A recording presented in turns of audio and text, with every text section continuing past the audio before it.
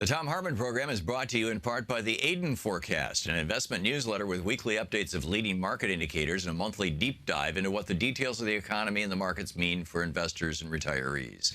On the web at aidenmarkets.com. Wines have some of the highest pesticide levels in our food chain. This hour brought to you by ecowine.com. Pesticide-free wines, organic wines, imported from France by the Organic Wine Company, ecowine.com. Hartmann Program is brought to you in part by Super Beets.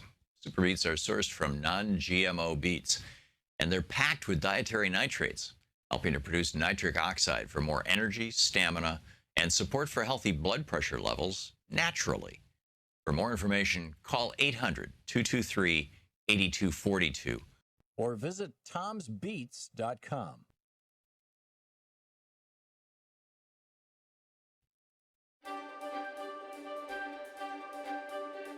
Hi, it's the Thom Hartmann Book Club with the Thom Hartmann University, and today we're reading from Threshold, the Progressive Plan to Pull America Back from the Brink. I'm reading from the preface. This is page XIII. The world right now is tottering atop three major thresholds. An environment that is so afire that it may soon no longer be able to support human life. An economic free market system that is almost entirely owned, run, and milked by a tiny fraction of 1% of us and has crashed and in many ways is burning around us. And an explosion of human flesh on the planet that has turned our species into a global petri dish just waiting for an effective agent to run amok.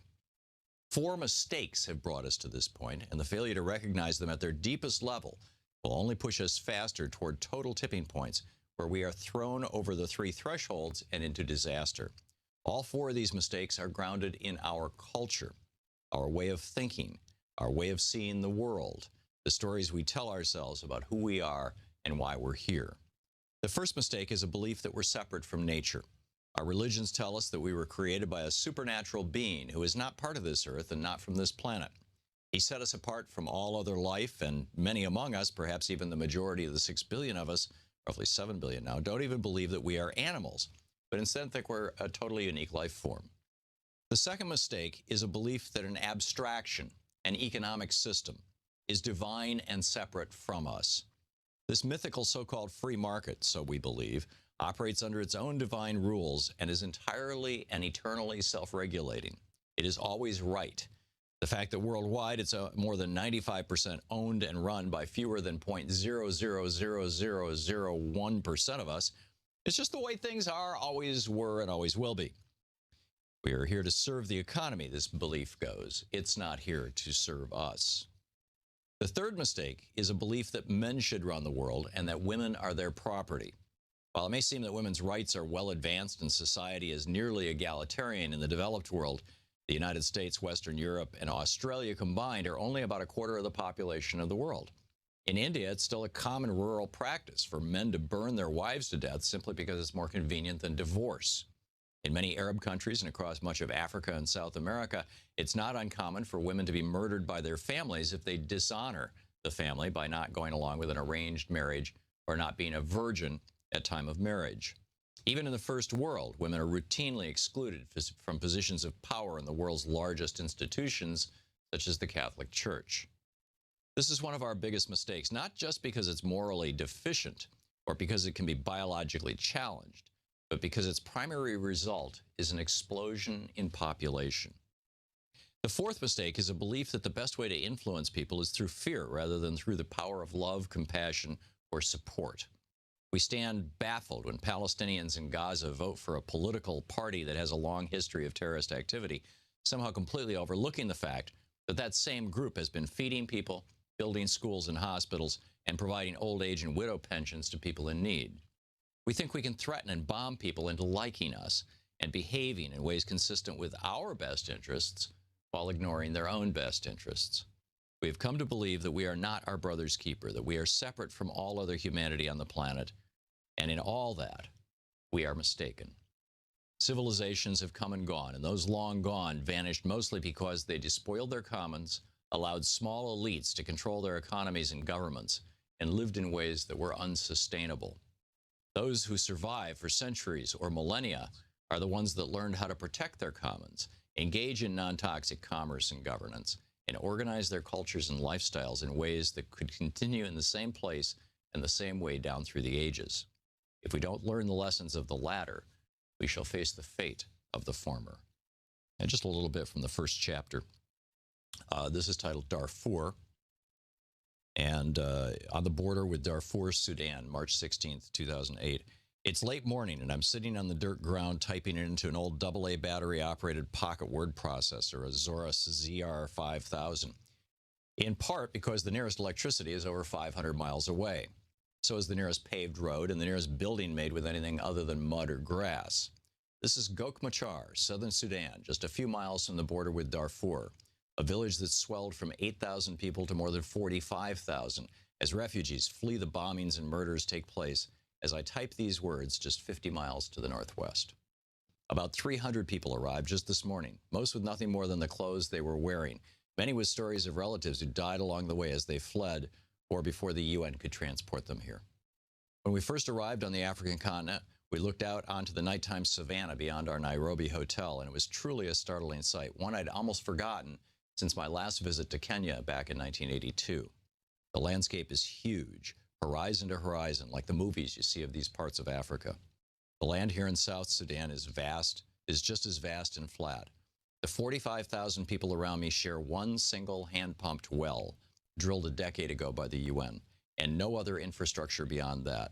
No buildings, no roads, no septic tank or sewer system, no schools, no clinics, no hospitals, no stores, or even storehouses. Nothing. The book is Threshold, the progressive plan to pull America back from the brink.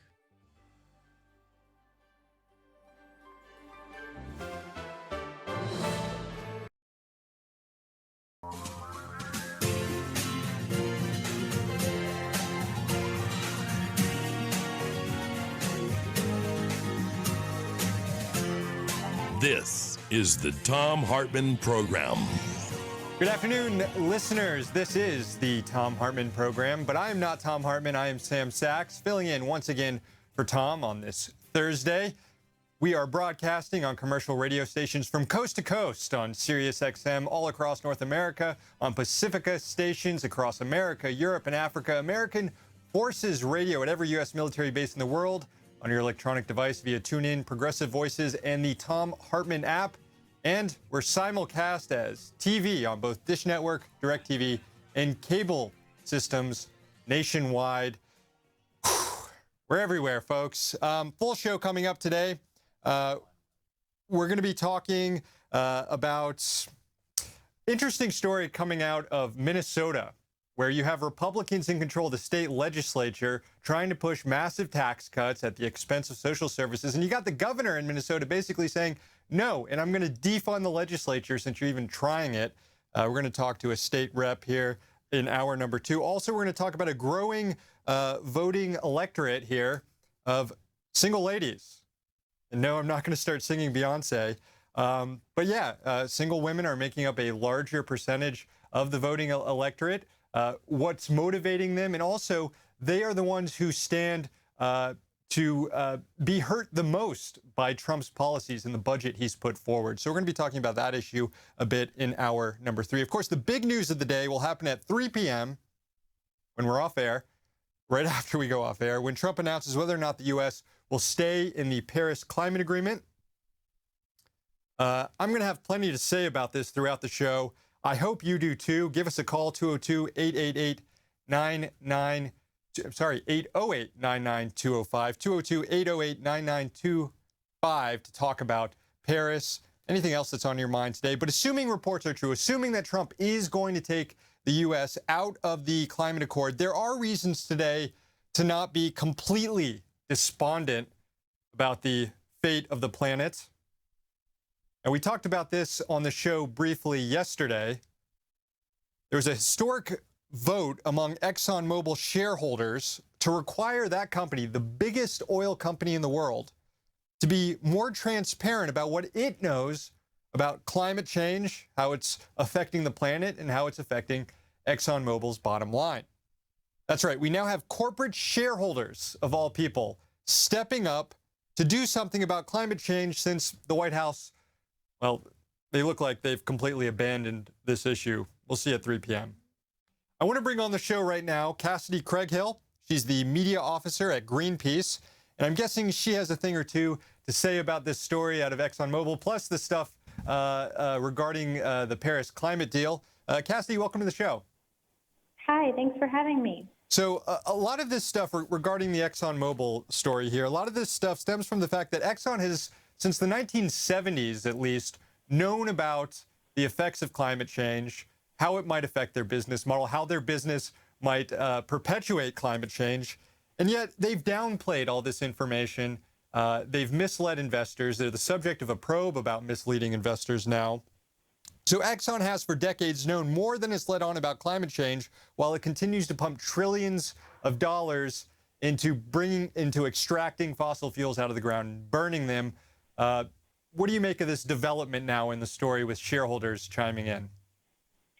Yeah, so just so your listeners know, because it's probably a little bit difficult to wrap your head around, this is really amazing and really historic that these shareholders of Exxon sort of rebelled, quite honestly, and voted against the Exxon board by 62% to force the company to acknowledge the risks of climate change and their outdated business model, which, as you said, relies on fossil fuel reserves and really locks us into a fossil fuel economy rather than a renewable energy one, which is what we need right now. So it was a major, major deal. It was unbelievably ironic that it happened on the same day that Trump allegedly, begins to withdraw from the Paris Agreement, if that is what he in fact decides to do. So we're living in a world right now where Exxon is actually more progressive than the White House on this issue, thanks to their shareholders, which is truly remarkable. Yeah, that certainly is. I want to read, The Guardian had a report on this, and I just want to read from it. It says that shareholders, quote, "We're showing how out of step the Trump administration had become on climate change." One shareholder who led the vote said, quote, "Trump is acting contrary to Wall Street and the world's largest investors. Climate change is a material financial risk, and shareholders want to know how companies will manage the change to a low-carbon economy." Now, I don't want to be too critical, but a lot of this may be motivated by shareholders' concern more about how climate change may affect their investments and their bottom line, and not so much about how it might end humanity itself. Should we care about those intentions, though, if indeed we're seeing positive results? I don't think that too many people in this country would disagree that most corporations are not that moral. So I think depending on a moral backbone from Exxon is not wise. But the thing about action on climate change and the thing about the Paris Agreement is that you can put all of those motivations aside, and it is still the smart thing to do. It makes sense from a business perspective to do. If that is what is motivating these shareholders, but it creates actual real-world change, then I'm personally can reckon with that. Of course, there are plenty of other people who still understand the moral obligation that we, as a country that is most responsible for climate change, has to the rest of the world. There's plenty of those people too. So I would like to think that they're motivated by both, but absolutely it is a smart move for investors to make, to grapple and with climate change and just look at the writings on the wall, which is something that Exxon has quite honestly resisted for decades now. You've described this shareholder vote as a shocking turn of events here. This same measure was brought to a vote last year. It garnered only 38% of support among shareholders. This year, it got 62%, almost doubled its support.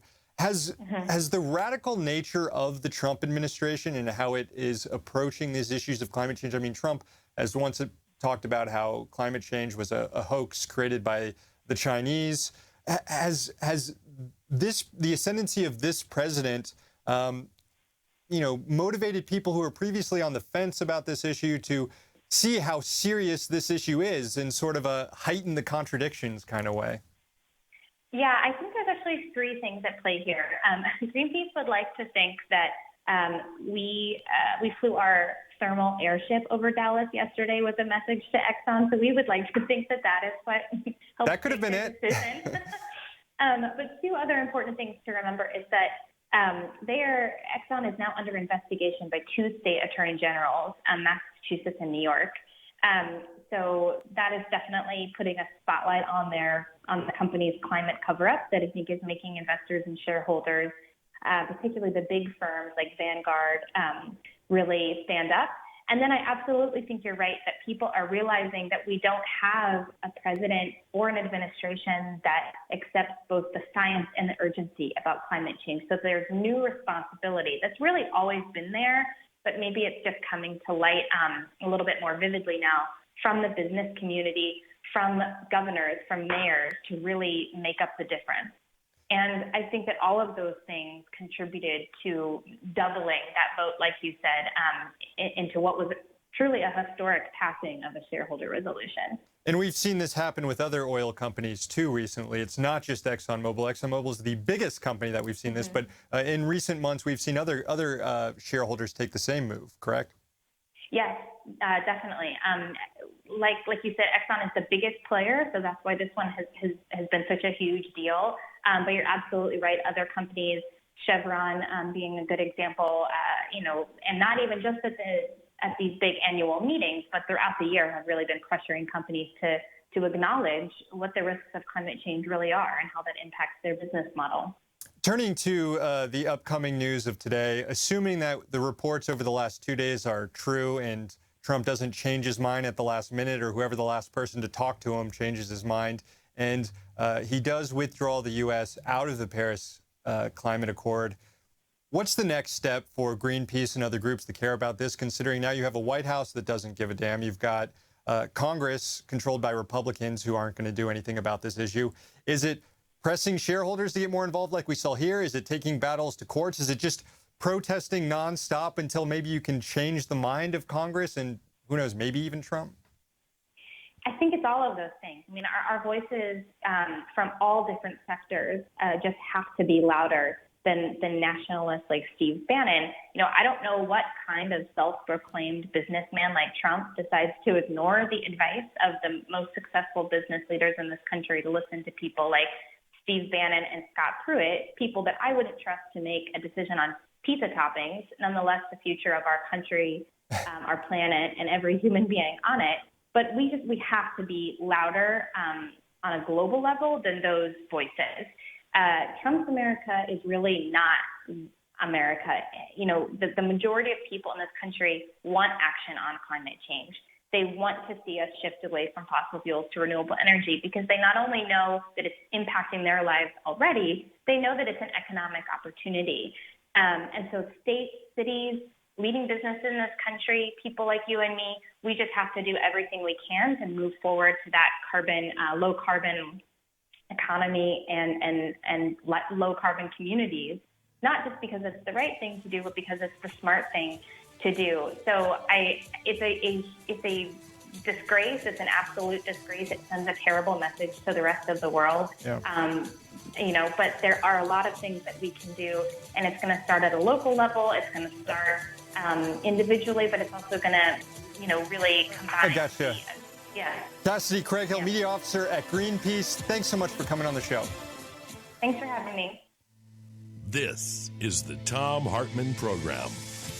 And we'll be back more with the Thom Hartmann Program, including taking some of your calls right after this.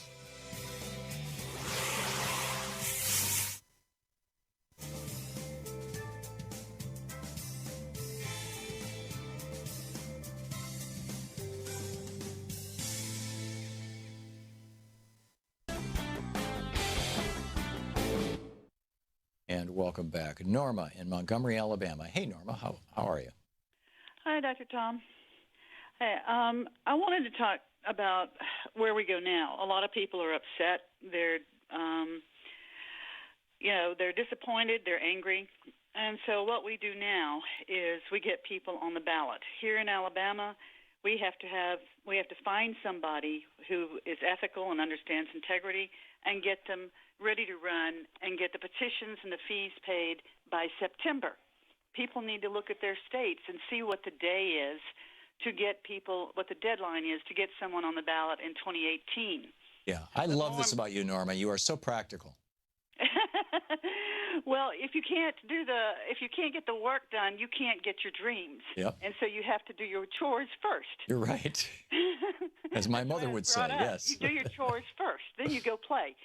Well, also, the biggest chore for this country is to watch the House. You can do this by watching C-SPAN. If you're not at home, you can use your DVR or whatever system you have to tape what they did.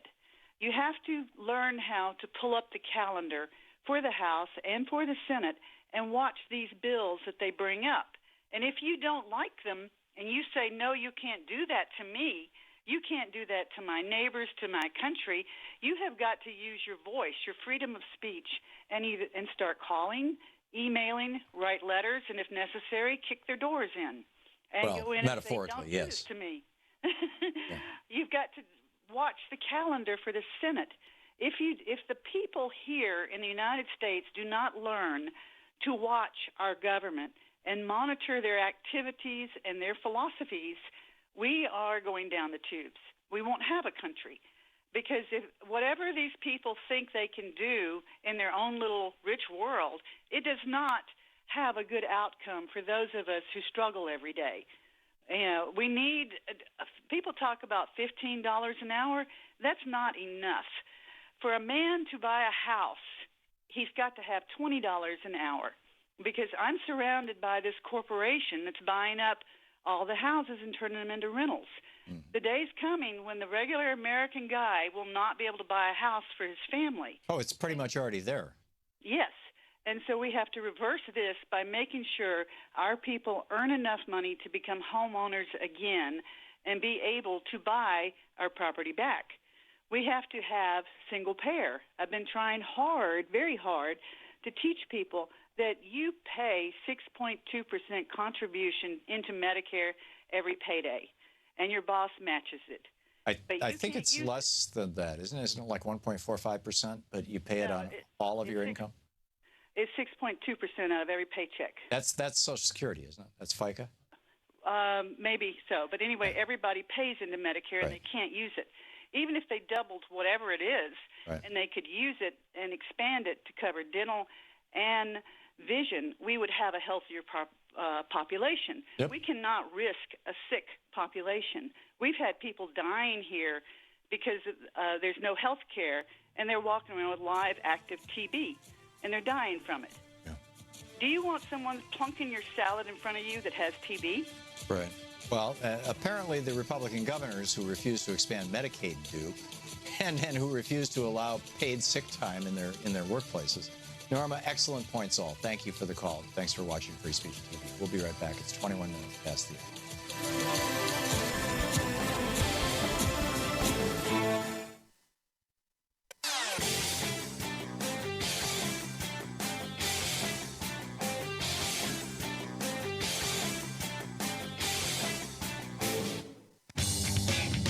And welcome back to the Thom Hartmann Program.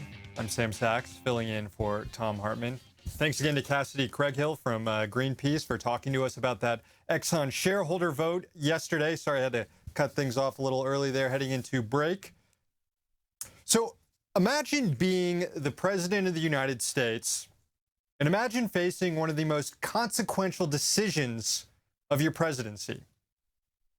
Whether to join a global effort to save the planet from warming up to disaster, or to walk away from that effort, shrug, say, well, this is probably a hoax created by the Chinese, or even if it's not a hoax, God will take care of it.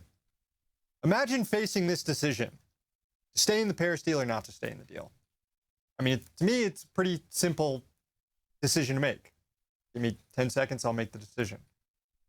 But imagine facing it and thinking the best way to handle this decision is to tease it out for weeks like it's a reality TV show before you finally decide to unveil the decision of, again, enormous importance, probably one of the more consequential decisions Trump is going to make during his presidency, considering we're talking about the fate of the planet. I mean, what kind of twisted mind approaches a decision like this and says, I'm going to treat this like my own reality TV show? Our president, that's whose twisted mind does this. And the series finale is this afternoon. As I mentioned, Trump has scheduled an announcement for 3 p.m. today, right after we go off air. He will announce his decision on the Paris climate deal. He's expected, assuming that all the reporting is true, he's expected to take the U.S. out of the deal. We'll join Nicaragua and Syria as the only two nations that aren't a part of this deal. And I don't know, those two countries have decent excuses to not be in the deal. I'm not sure what our excuse is. Politico is reporting that it was Steve Bannon and EPA Chief Scott Pruitt who were the main forces within the White House pushing Trump to back out of the deal. Meanwhile, his daughter Ivanka has been one of the voices in the White House saying, no, you should stay in the deal, you should stay in the deal. And there's always a chance that at the last minute, Trump might change his mind.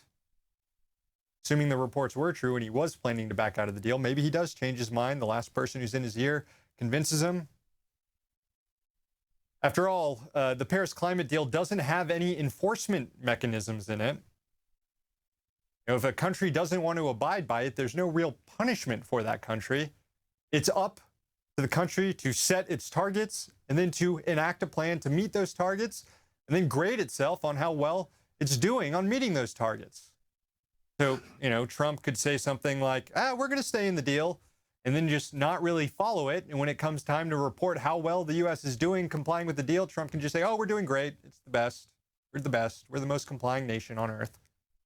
So he doesn't have to back out of the deal to make it less effective. He can stay in it. But all reporting suggests that he's going to make a clean break today at 3 p.m. And I'll say I've seen a lot of criticism of the Paris climate deal, that it's not nearly strong enough, that it's not enforceable, as I just mentioned, how even if countries do meet their carbon reduction targets, that it still won't be enough to save the planet from runaway climate change. And I largely agree with those sentiments. It doesn't go nearly far enough. But if Trump pulls the U.S. out of the deal, the U.S., we are the second biggest carbon emitter on the planet. So if the U.S. is pulled out of this deal, it'll make it even less effective. It'll essentially kill the deal. And right now, the Paris Climate Agreement is the only thing we've got on the table. There are no other plans out there right now that countries are working on to address the most serious issue facing mankind. The Paris Climate Accord right now is our best shot, our only shot, probably our last best shot at solving this problem. And it's not something that, we can wait 4 years or 8 years on. This is something that the world needed to get on board with a decade ago, even before that. So pushing this back another 4 years or another 8 years, we can't afford that, not as a country or as a world. Give us a call today, 202-808-9925. Let me know what you think about pulling out of the Paris Climate Agreement. You're listening to the Thom Hartmann Program. Call 202-808-9925. Going to talk about some really crazy politics going on in Minnesota. That coming up at the top of the second hour. Stick around.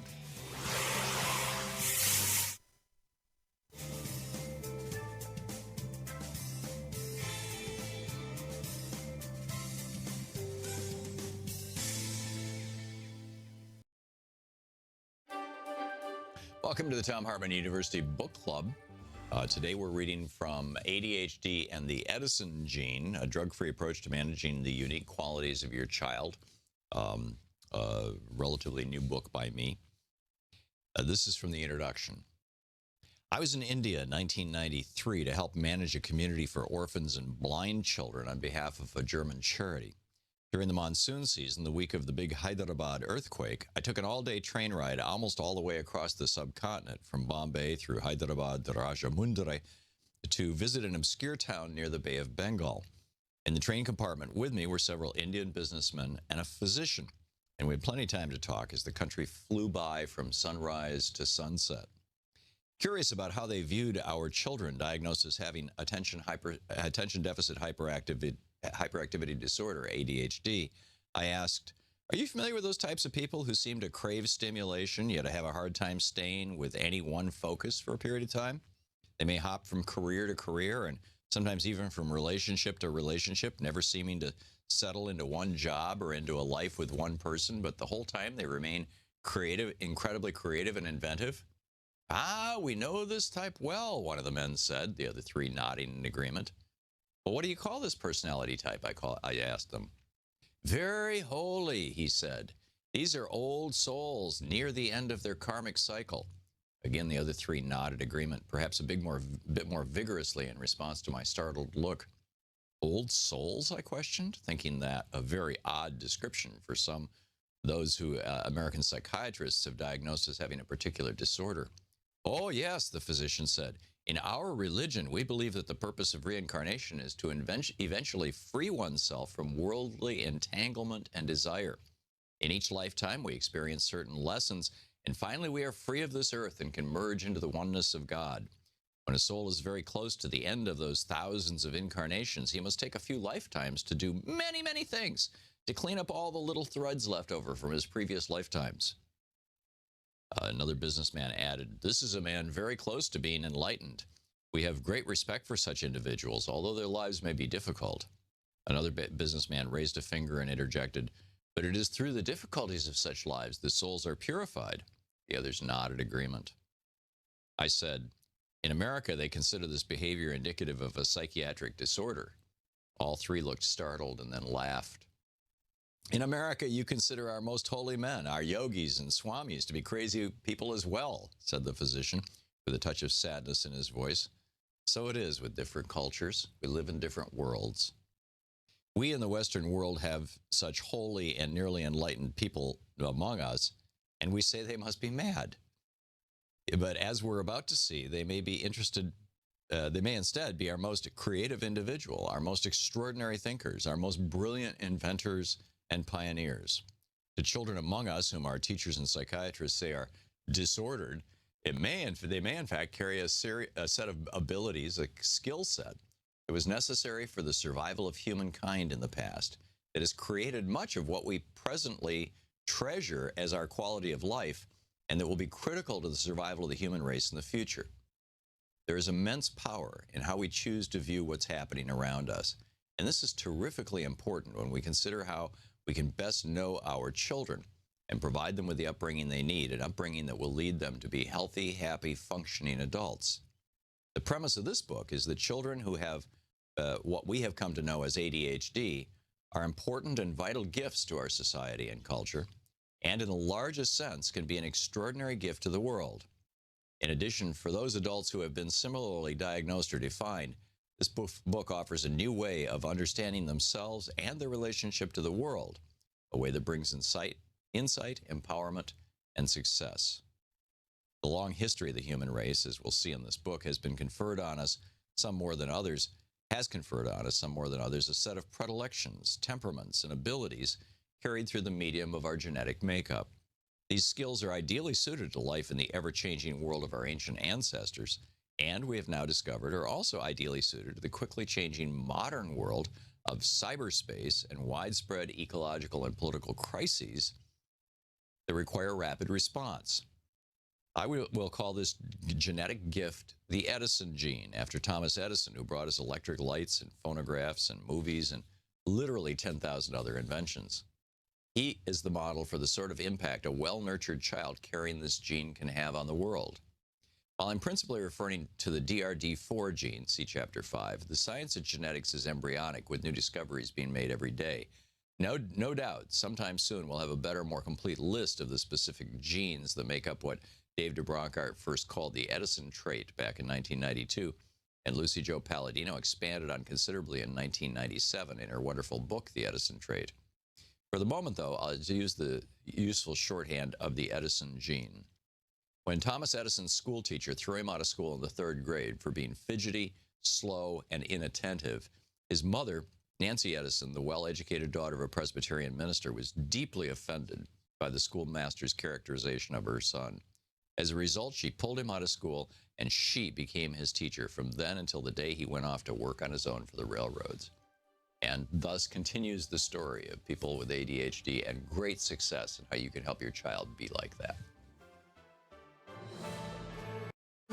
Want to connect with the show online? You can find the Thom Hartmann Program on Facebook, Twitter, and Instagram. You can support the Thom Hartmann Program and see video of our entire 3-hour show over at patreon.com/Thom Hartmann. And welcome back. I'm Sam Sachs, filling in for Thom Hartmann. Tom just suggested you check out his Patreon at patreon.com/Thom Hartmann. While you're there, check out my Patreon, patreon.com/District Sentinel. It helps fund a news website I run called districtsentinel.com, a watchdog news outlet based here in Washington, D.C. It also helps fund a nightly newscast that I produce called District Sentinel Radio. It's a news rundown. It gives you the day's news every evening. It's about 15 to 20 minutes, very digestible. You can listen to it on your commute home from work or while you're doing the dishes or whatever. Patreon.com/District Sentinel. Thank you. So yesterday, this received a lot of buzz after we went off the air. Hillary Clinton appeared at a Recode event, and she spoke about the election. And she said that she took responsibility for everything that happened in the losing campaign, but that's not why she lost. She alleged that Americans were working with Russians to release campaign emails obtained by WikiLeaks. This is, of course, something that hasn't been proven or verified. She alleged that when she became the nominee, the DNC was in shambles. That might actually be the case. We know that during the Obama years, the DNC was mismanaged. Democrats lost lots of seats around the country. But remember, it was the Clinton campaign that was always regarded as the very clean operation, the well-tuned machine that compared to the Trump operation, which was just a bunch of people sitting in a room watching Fox News, making jokes with each other. Clinton also claimed that the criticism of her Wall Street speeches was a form of misogyny, that men gave similar speeches and they weren't criticized, but she's a woman, she gave the speech, and she's criticized. Of course, I remember Mitt Romney being attacked in 2012 for giving a lot of paid speeches, getting more money than in one speech than middle-class families do in an entire year. Now, personally, I feel like her campaign made a number of mistakes. A lot of them have been well documented and reported on, from her decision to not campaign in states that were in danger, that her campaign should have known were at risk, like Michigan. I mean, Bernie Sanders won in Michigan. That should have been a giant flashing sign for her. We know that Robbie Mook told volunteers in Iowa not to go to Michigan, that they weren't needed there. There was her decision to prop up the alt-right. She gave her alt-right speech, emboldening that movement. Her campaign's decision to run virtually no issues-based ads. This was a story that came out a few months after the election. They looked at all the ads that the candidates ran, and most of Trump's campaign advertising was about various issues. And you can, question whether or not the Trump campaign provided any policy specifics. They didn't really, but they at least ran ads talking about specific issues, whereas the Clinton campaign, most of the ads they ran were negative ads against Trump. Not really about issues, more focused on how she is not Donald Trump.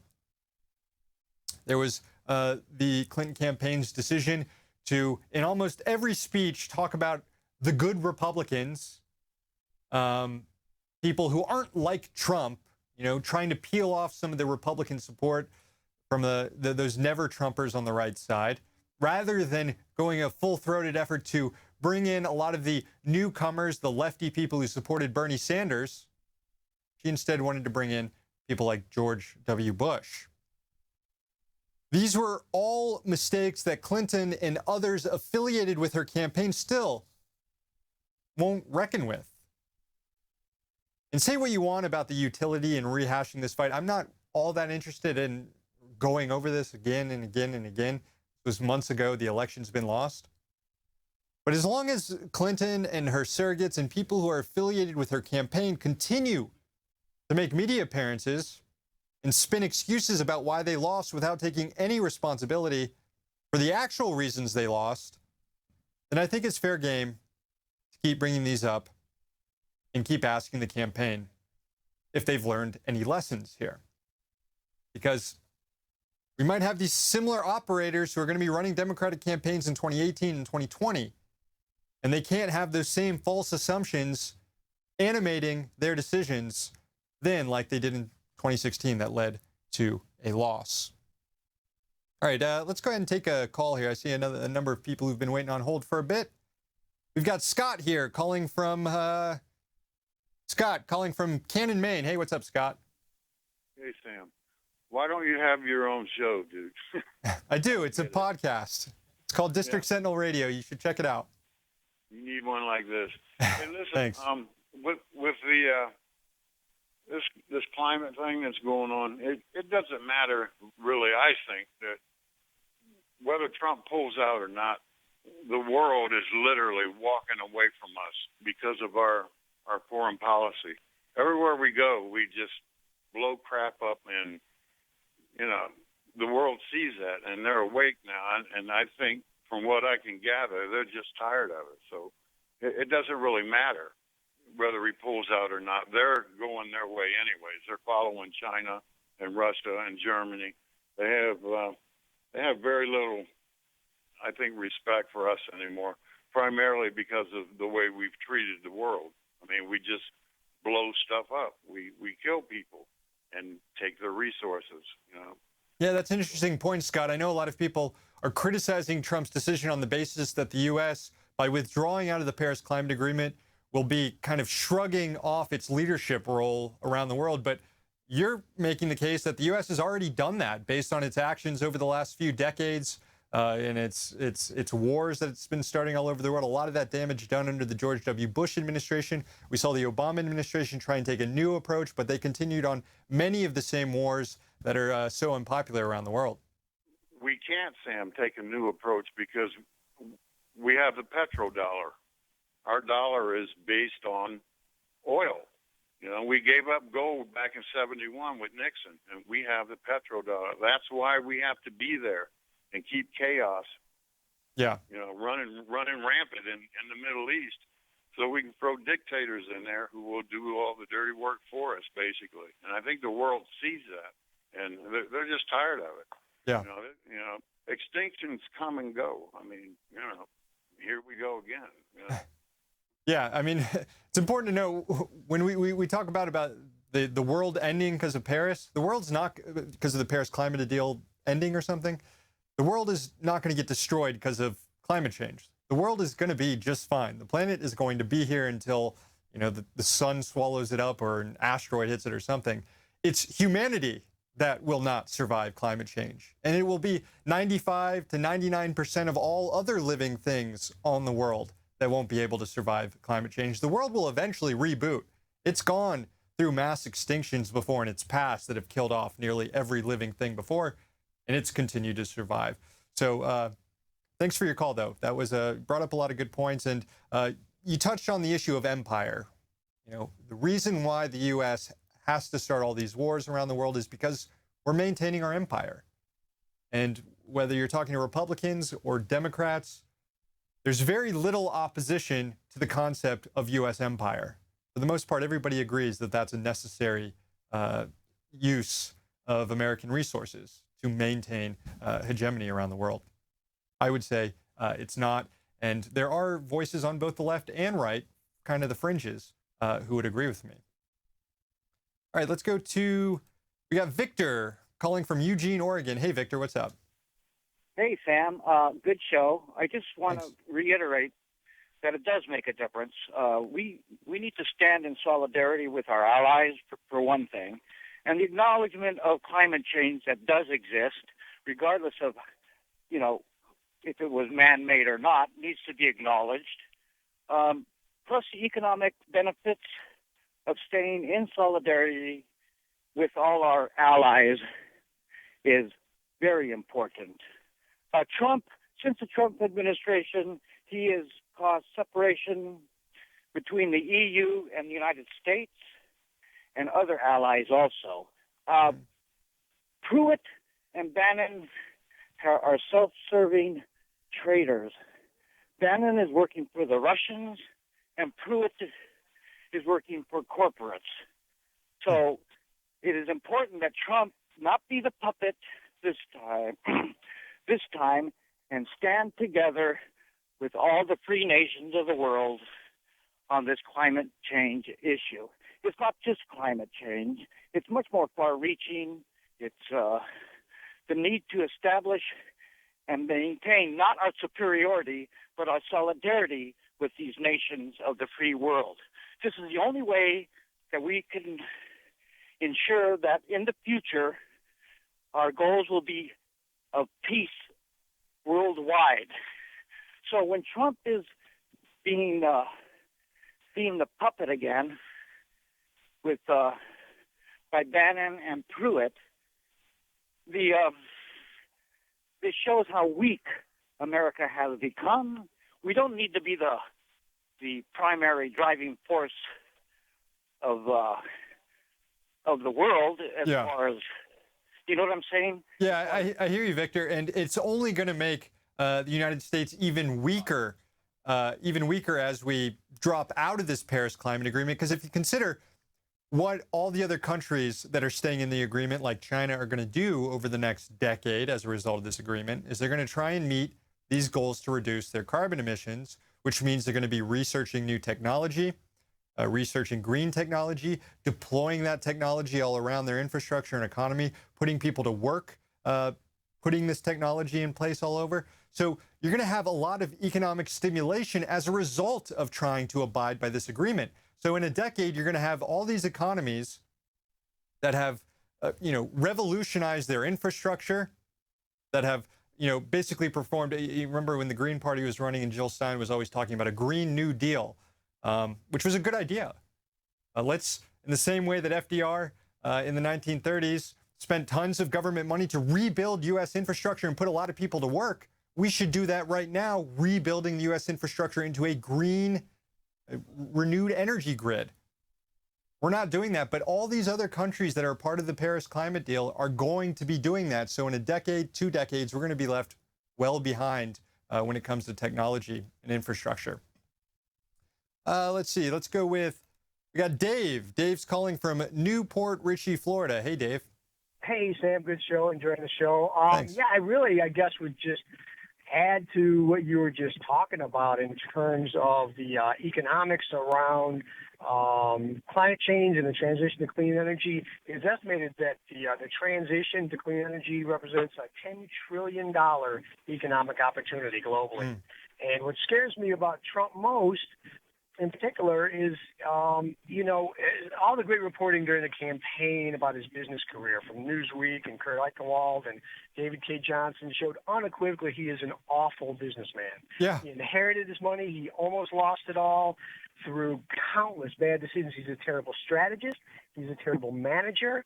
He's like a divining rod for finding industries that are just about to go belly up. He got into airlines at the wrong time. He got into the mortgage business at the wrong time. He got into Atlantic City casinos at exactly the wrong time.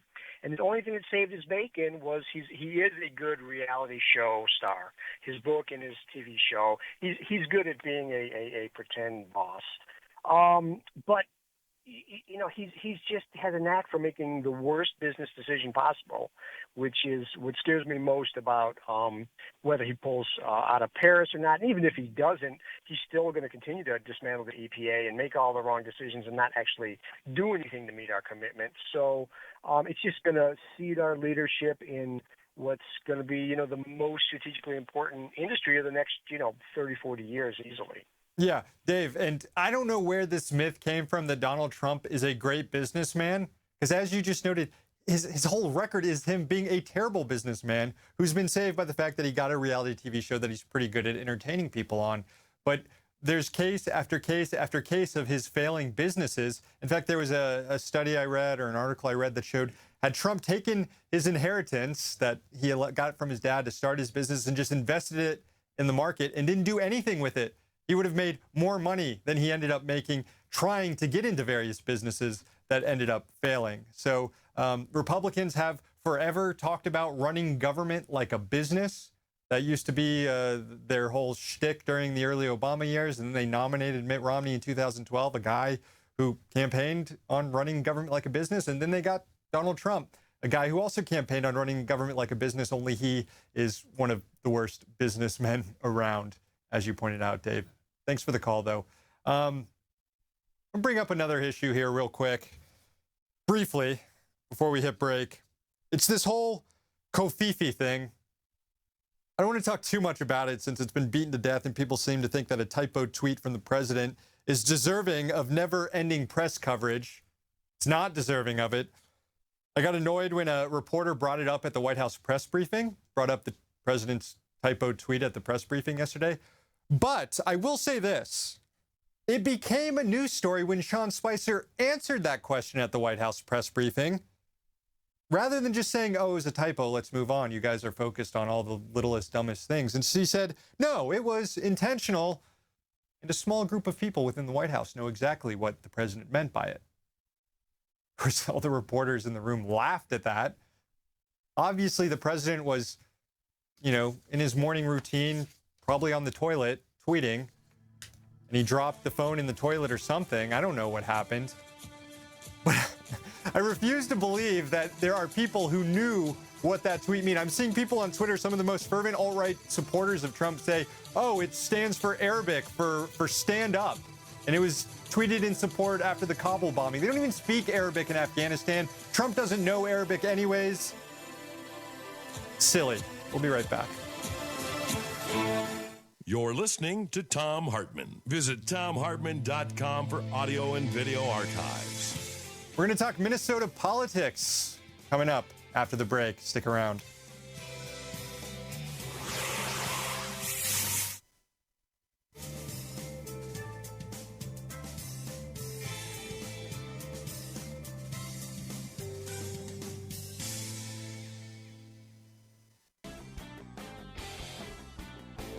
This is a fascinating piece in The Guardian. What if nature, like corporations, had the rights of a person?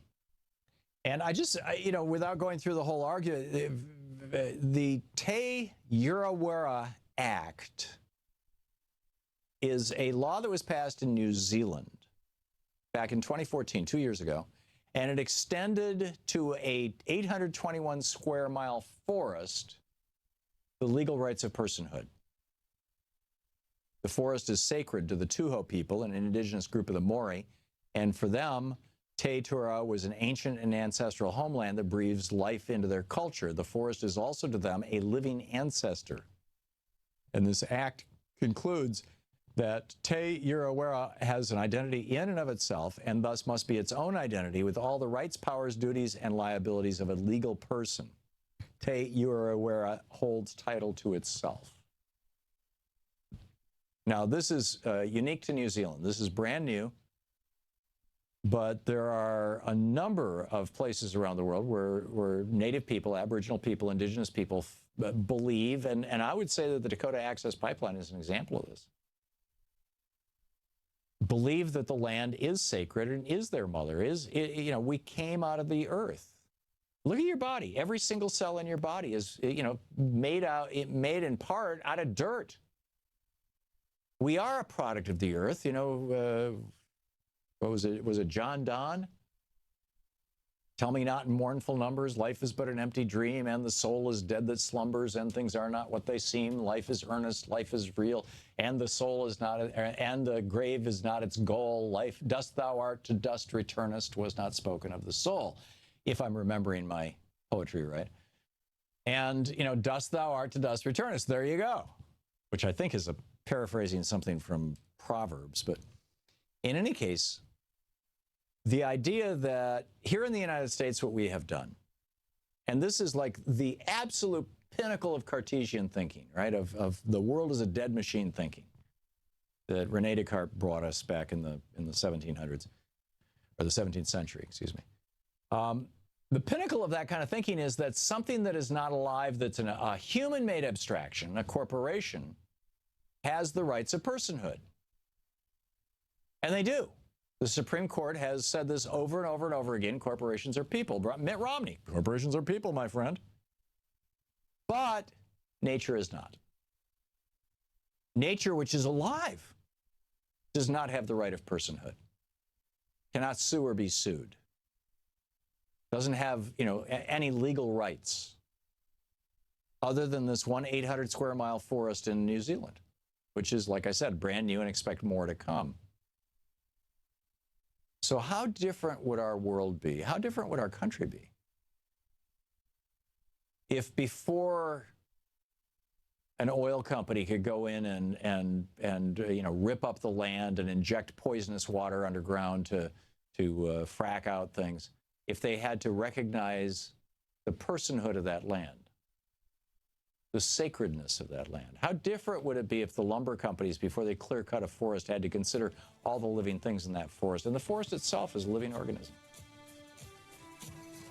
How different would it be if nature could have an attorney ad litem the same way that kids in foster care do? Or for that matter, just an attorney the same way corporations who are people do, or who are persons, not people. I think this is a great and important idea. So I wanted to share it with you.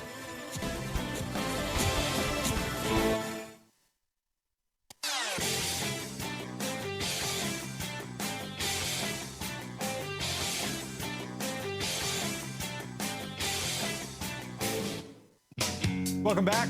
Thom Hartmann is out today. I'm filling in. I'm Sam Sachs.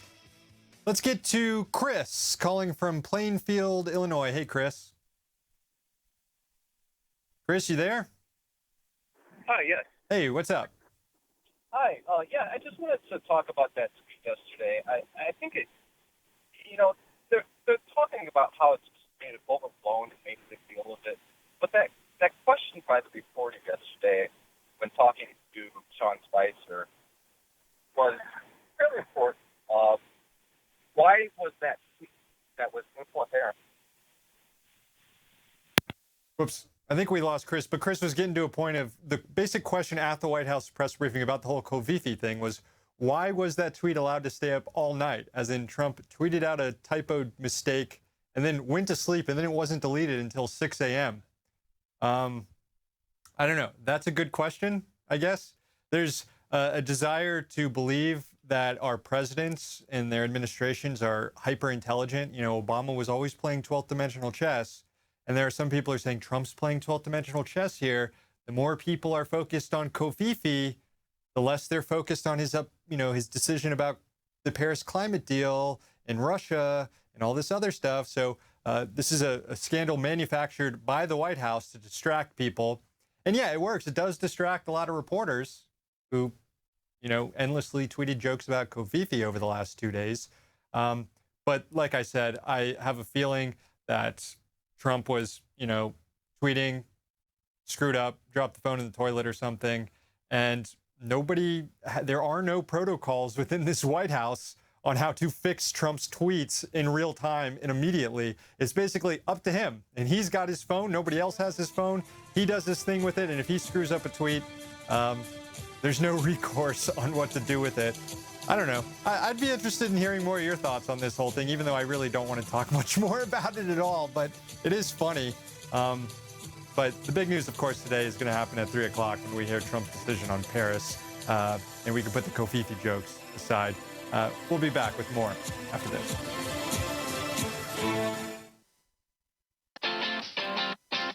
You're listening to Thom Hartmann.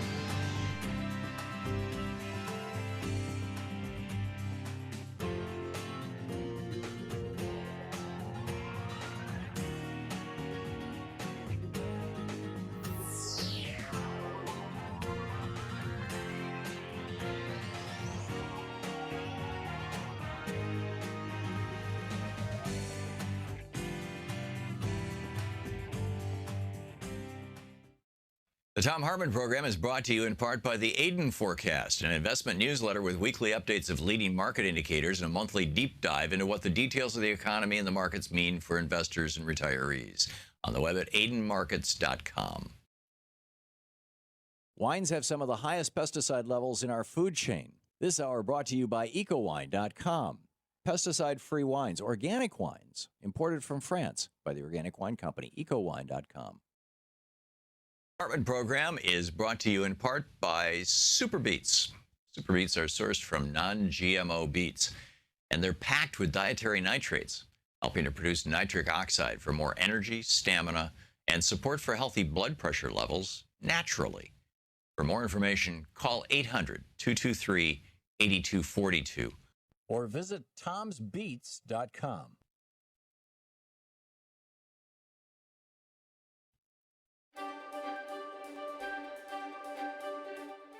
Welcome to the Thom Hartmann University Book Club. Today we're reading from The Prophet's Way, A Guide to Living in the Now, which is largely my autobiography, essentially, a spiritual autobiography. This is from page 68, the chapter Changing the World by Changing Ourselves. The summer I lived in a teepee, I thought a great deal about the monastic experience. I'd read Dark Night of the Soul by St. John of the Cross and several books by Thomas Merton, and throughout my life had been drawn to the idea of solitude as a way of speeding up spiritual experience and growth. And that had certainly been my experience in my semi-monastic summer. I received knowledge and insights that I doubt I could have gotten any other way. Before I went into the forest and lived in that teepee, I'd always considered the monastic experience to be both intensely personal and intensely selfish. A monk, I thought, was a person working on himself and only affecting him or herself. But that summer, I realized that my spiritual practice was having an effect on the world. I could feel it. It was as if the world itself had a particular vibration made up of the buzz of all the life upon and within it. And when I was peaceful, it made the world a bit more peaceful. When I was agitated, the world became more agitated.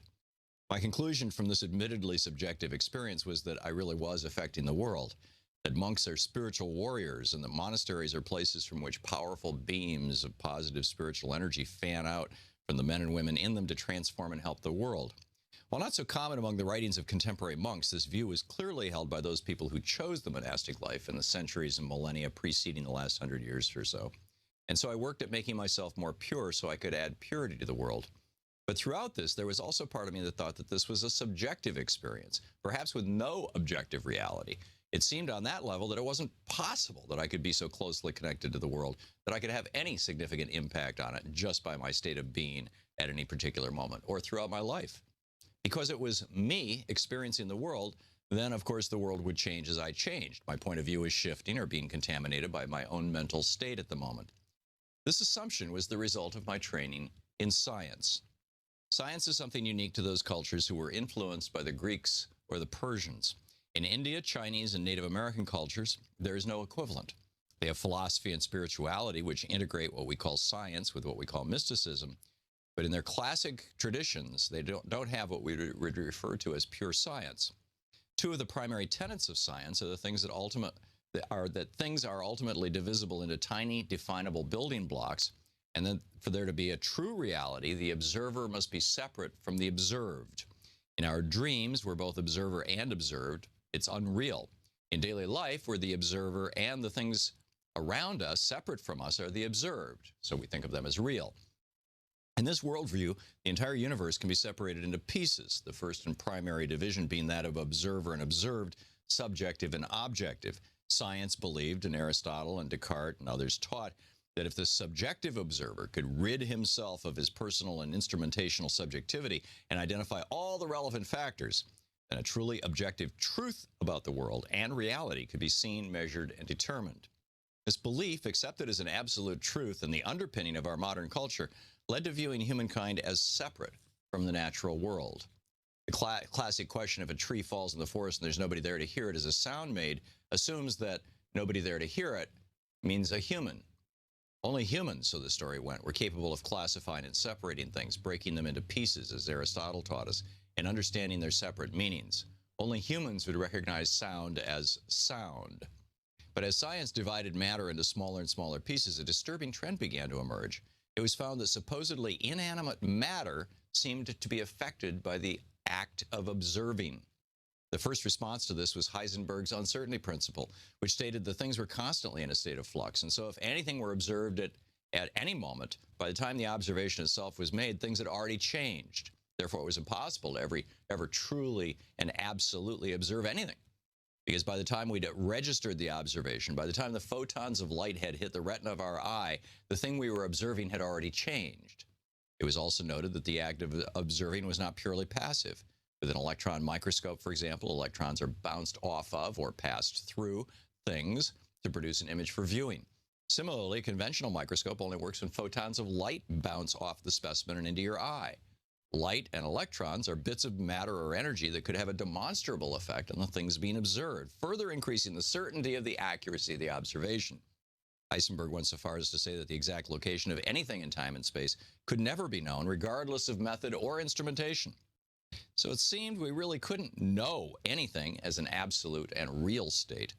All we could do is engineering, working with things because they work, like electricity, even though we don't know how or why they work, which is in fact the case with electricity.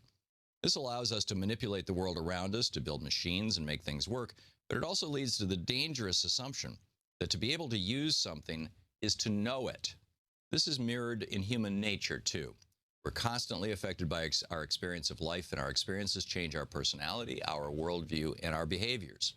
And I'm not now the person I was before I met Herr Mueller, nor am I now the same person I was even a week ago or even 1 minute ago. We grow, change, and are constantly in a state of flux, and this provides us with an opportunity to develop the spiritual sides of ourselves, and by doing this, to make the entire planet more spiritual. So this aspect of the scientific approach turned out to be wrong. It was in fact not possible to separate the observer from the observed. The book is The Prophet's Way.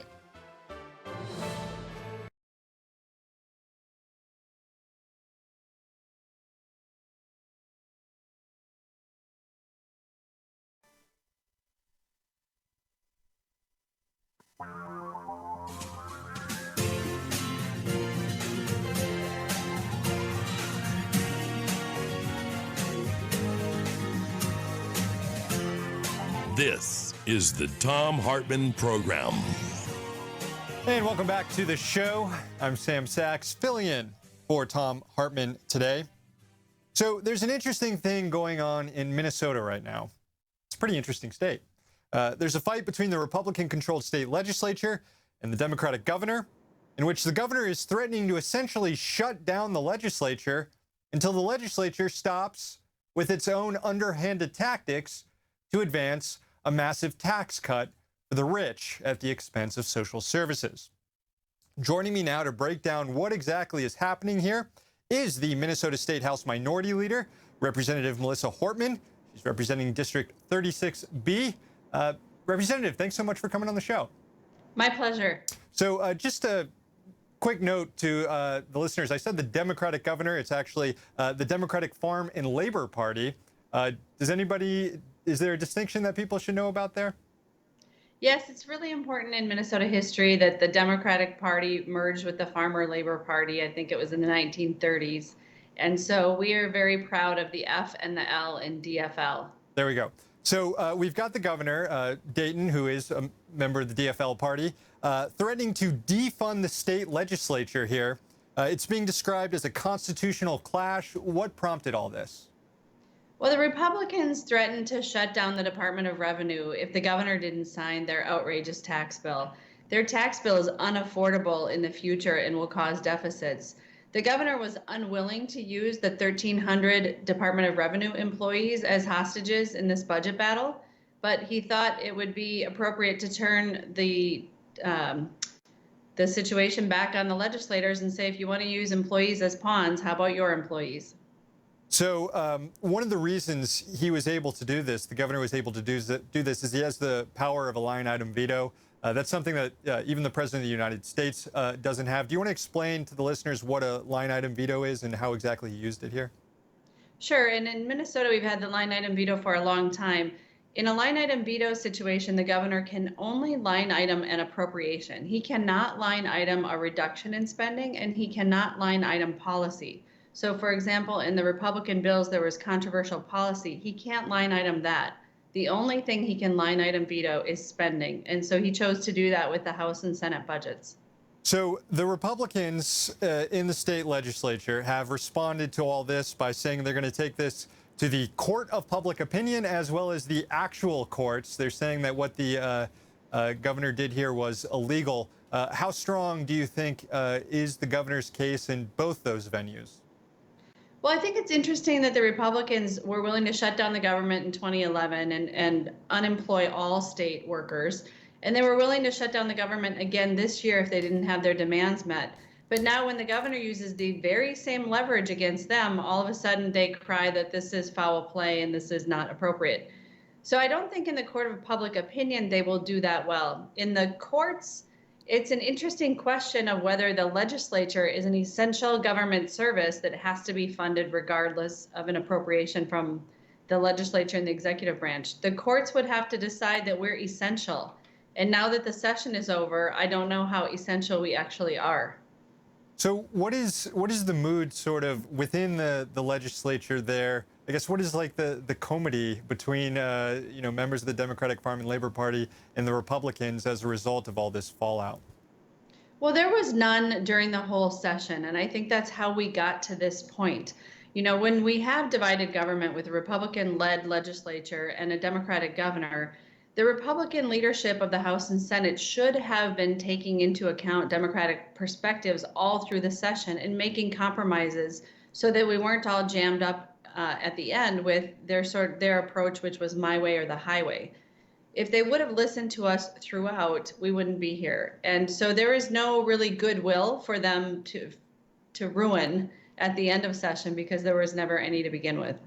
I keep thinking about, how things have played out here in Washington, D.C., in which you've seen Republicans employ a very similar tactic where they've threatened to shut down the entire government to exact concessions from, this was when Barack Obama was president, from President Obama, whether it was getting rid of Obamacare, defunding Planned Parenthood. In this case, the governor's just saying, we're not going to shut down the entire government. I'm going to defund just the legislature to get the concessions that I want. It seems to be, as you mentioned, Republicans don't have much of a case in public opinion, considering they've adopted these tactics before. Right, and I was speaking with the Senate Majority Leader earlier today, and I said, really, if you apply the golden rule, do unto others what you would have done to you, then you can't be surprised that this is being turned back on you. It should have never been that you were threatening to shut down the entire Department of Revenue if you didn't get your outrageous tax cuts for large corporations, the super rich, and for big tobacco. The governor's perspective is that we need to look at the fiscal stability of the state of Minnesota and prioritize that above all else. And if the Republicans would just relent on some of their tax cuts, they can pick, do they want to reduce the tax cuts for super wealthy people, or reduce the tax cuts they're giving to corporations, or not give the big giveaway to big tobacco? Any of those things would help the fiscal stability of the state. But they're, at this point, unwilling to let go of any of those tax breaks. Democrats are often criticized for not being willing to go to the same lengths that Republicans are willing to go to win policy battles, that they tend to negotiate away their positions before they even join the negotiating table here. In this case, it looks like you have a Democrat of sorts playing with a very strong hand for once. I'm wondering what sort of feedback you're getting from constituents on the left in response to this move. Is it one of applause, like finally we're seeing someone with a spine step up, or are we seeing concern that maybe that the governor is sort of taking advantage of the institutions here? Well, I think Democrats are less comfortable with hardball. So I'm not hearing from people that they're delighted that the governor is playing hardball with the Republicans. But I think those of us who've been engaged in the battle are somewhat satisfied seeing them get a taste of their own medicine. It's a little bit tricky for us, though, because our employees are at risk of not having paychecks in some future months if we can't resolve this. But I think, like you say, Democrats are always looking for a way to get along. And sometimes when you're dealing with an unreasonable adversary, you have to be willing to play hardball and you have to be willing to go to the mat. And I think what the governor's point of view is the fiscal stability of the state is more important than his popular approval ratings in the short term. Yeah, I hear you there. So how do you see this? And of course, it could go to the courts. We might see this play out in the courts. Ideally, how would you like to see this whole battle play out over the next few weeks or months? The simplest thing would be for everybody to reach an agreement and for us to have a very brief special session to pass the agreement. The Republicans can give a little on the tax cuts. They don't need such massive tax cuts. They do not need to put the fiscal stability of the state at risk for the future just to reward corporations, the super rich, and big tobacco. So if they gave just a little and the governor could give on something else, then I think this could be resolved really in a short period of time. Well, I hope you keep us updated on everything that's happening up there. State Representative Melissa Hartmann, currently the minority leader in the Minnesota State House. Check out her website, melissahartmann.com. Thanks so much for coming on the show. My pleasure. And we will be right back after this break. We're going to take a lot of your phone calls.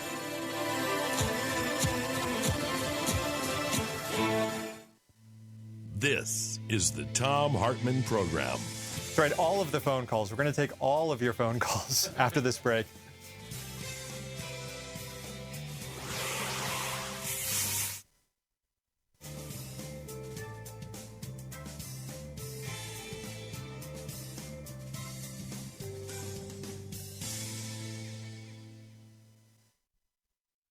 I wanted to finish with some of the comments that Robert Reich made in his piece, which is published at robertreich.org and then reprinted over at Alternet and I guess in several other places as well.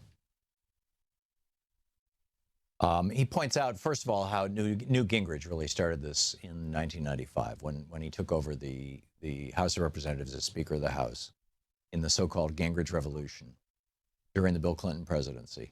And basically was willing to lie, cheat, and steal his way to anything that, succeeded. Now, those aren't Robert Reich's words, but when you consider, for example, his contract on America, where the majority of the contract points all pointed to one thing, which was a giant tax break for rich people. Newt Gingrich calling President Obama the food stamp president, in other words, have you noticed that he's black, and then saying he exhibits Kenyan anti-colonial behavior. So don't trust the president.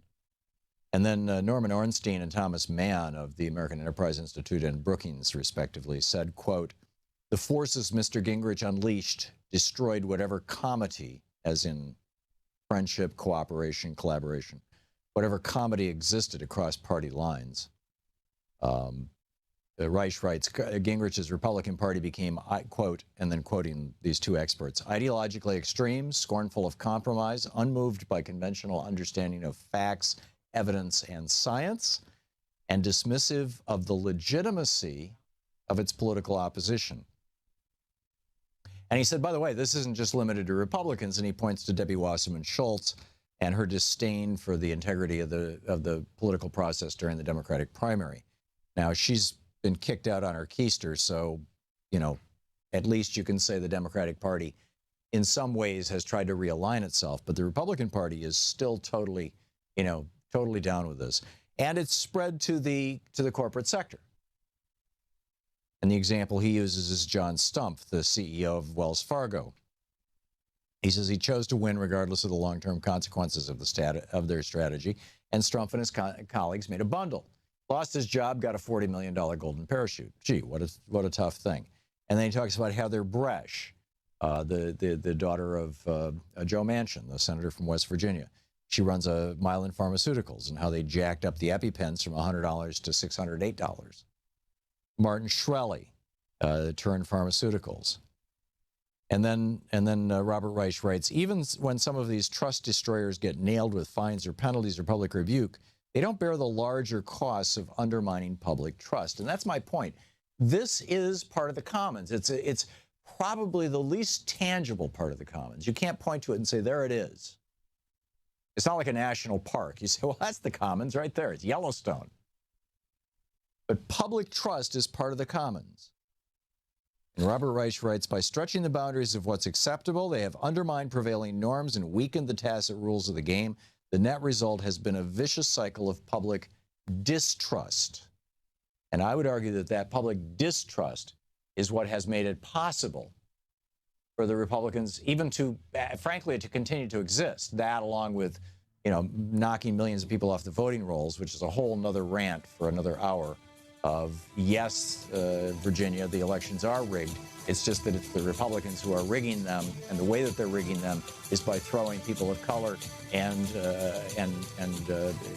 principally Hispanics, African Americans, and Asians off the voting rolls. And this is the epicenter for this, of course, is Kansas.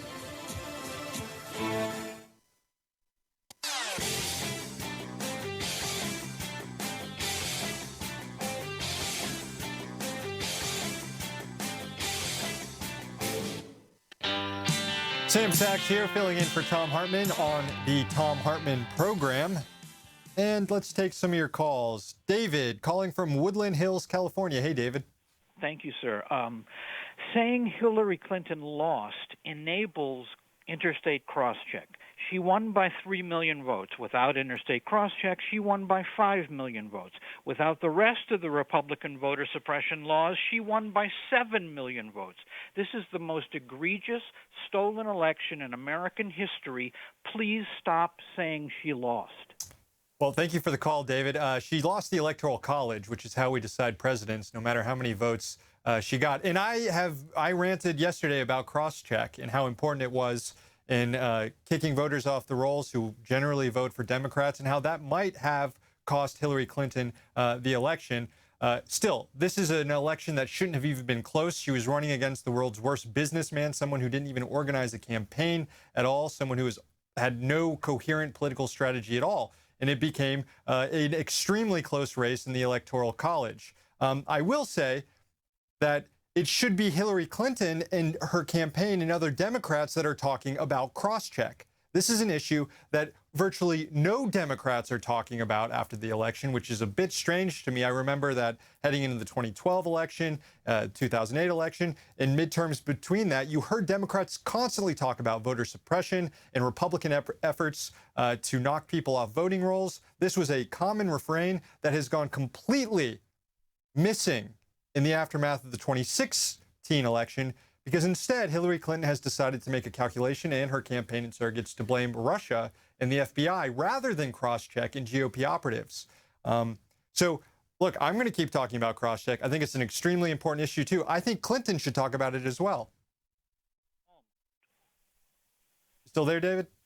Yes, I think we all should talk about interstate cross-check and the rest of the Republican voter suppression laws. And I believe she would have won the Electoral College without the Republican voter suppression laws. Yeah, she very well could have, David. Thanks for the call. All right, let's go to... We got John here. John's calling from Minneapolis, Minnesota. Hey, John. Yeah, I just wanted to add, and I think this is a problem actually in many states. The Republicans are targeting municipalities and preventing them from passing like minimum wage ordinances or ordinances against fracking, and so they, use the ALEC-funded state representatives, of which unfortunately Minnesota has flipped to Republican, and many of these new members are, just really in the pocket of wealthy people. And fortunately, that the advantage of having at least a Democratic governor is that he vetoed that. So along with the bill that you were talking about with our guest, or with your guest rather, he did veto that, so that at least here in Minneapolis, it looks like we are going to pack through our revolution, the city council, and we will be able to pass a minimum wage ordinance, among other things that we, think that should happen here, and, things that affect like global warming and things like that, because we are getting no traction, in the national government on a lot of these issues, and the party, unfortunately isn't strong enough, the Democratic Party, to push through those issues. But locally you can do it as long as you have the power to do it. And that just shows you how craven these Republicans are, because they're the ones that always believed in, quote, local government and local control until it had until it conflicted with their real constituency, which is business interests, then it's, completely the opposite. So yeah. Anyway. Yeah, absolutely, John. What do you make of what the governor is doing in Minnesota, taking that hard line, threatening to defund the state legislature until they get off their tax cut kick? My wife and I are both DFL members. I've been a Democrat since 1974, and I support playing hardball with these people because that's all they understand. They are so out there. I could take up an hour when I've talked to different state legislators about some of the things that they have to deal with. Like, for instance, one state legislator wanted to charge a fee for bicyclists to use the bicycle lane. Another said that Minneapolis-St. Paul doesn't represent Minnesota values. And there was another crazy one. But, it's really hard to pass, legislation or do anything. But we have to get rid of these people because they don't have the interests of Minnesota. Really, they are in the pockets of very, very wealthy people. And, they are willing to trash the environment, trash the government, trash, everything that we've worked for years and years just, to accomplish what those goals are. And unfortunately, the DFL party has not really done a good job in preventing the rise of the Republicans. And I would say there's been a flip in the outstate areas, not in the usual Democratic, strongholds of Minneapolis, St. Paul, and Duluth. But we're trying to revitalize the party through our revolution, and actually we're having quite a lot of success, which is nice. Our revolution being the PAC started by Bernie Sanders. John, thanks for the call.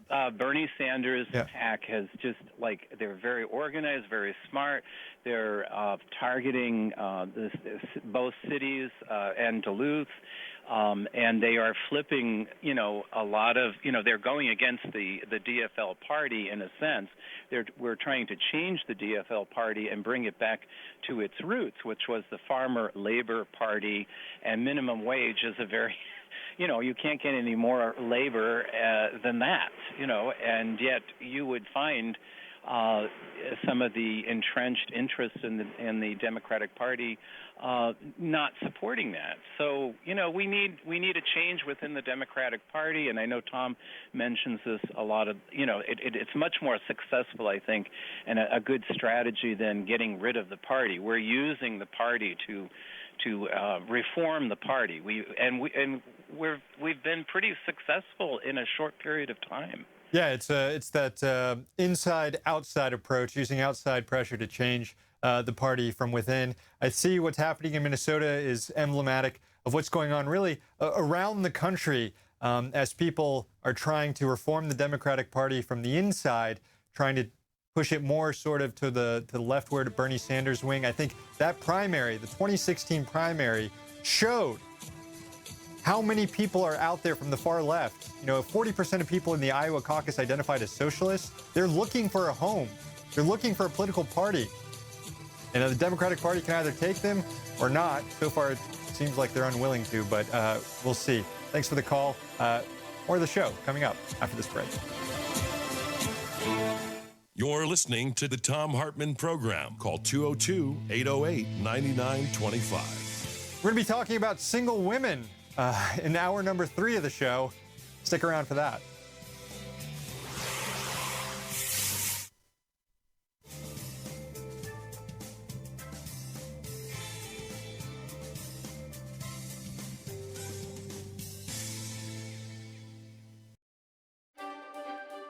Welcome to the Thom Hartmann Book Club with Thom Hartmann University. The book we're reading today is The American Revolution of 1800, written by Dan Sisson with a little bit of help from me and mostly edited by me. I wrote a foreword for it. But it's an absolutely brilliant history of the election of Thomas Jefferson and the times. So reading from chapter 1, page 9, starting out, a quote from Thomas Paine: "For it is the nature and intention of a constitution to prevent governing by party." Oh, really? So often in the past century, the political history of America reveals a paralysis in the highest levels of our government. Legislation fails to pass, budgets are voted down, compromise seems impossible, and the problems of the nation are neither addressed nor solved. There have been brief periods, of course, when this was not the case. The New Deal is usually held up as an example of a time when American politicians actually came together to fundamentally transform the nature and the political landscape of our country. But in the generations since then, more often than not, we've seen gridlock rather than collaboration. Conventional wisdom says that's the way it should be. The founders of this country, the men who wrote the Constitution, wanted there to be a loyal opposition to serve as a balance against excessive power in the hands of any one political party or even president. That's conventional wisdom. Not only is that not true, but this pervasive myth has done considerable harm to our nation and continues to do so. The men in power from 1790 to 1801 did not even remotely conceive of the modern two-party system. In fact, the opposite is true.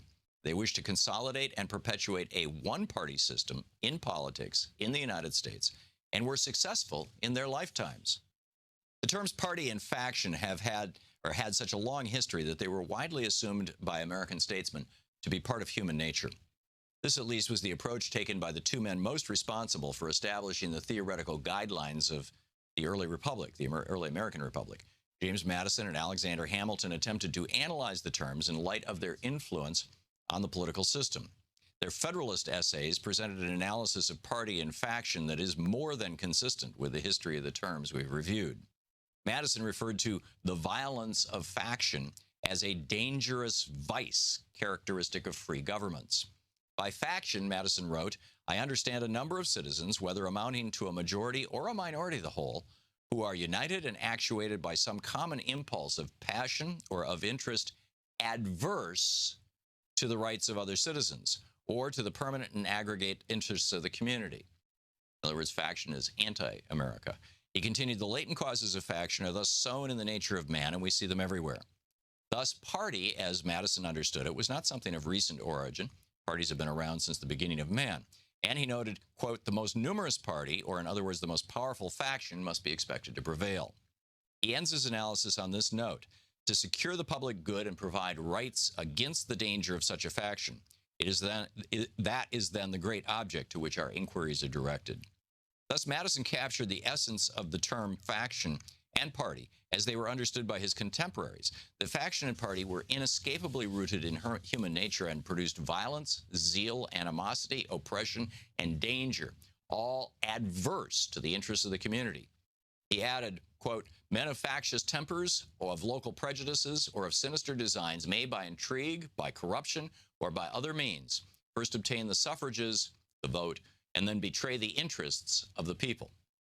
His conclusion is that factions must be broken and controlled. They are at all costs not to be legitimately recognized or encouraged. Madison was not alone in his aversion to faction and party. Alexander Hamilton, too, warns the reader, quote, ambition, avarice, personal animosity, party opposition, and many other motives, not more laudable than these, were typical of that intolerant spirit which has at all times characterized political parties, end of quote. Registering his disgust for faction, Hamilton continued, it is impossible to read the history of the petty republics of Greece and Italy without feeling sensations of horror and disgust at the rapid succession of revolutions by which they were kept in a state of perpetual vibration between the extremes of tyranny and anarchy. Hamilton, we might note, connects ancient history with modern America. The tempestuous situation, he writes, from which Massachusetts has scarcely emerged, he was talking about Shays' Rebellion, evinces the dangers of this kind are not merely speculative.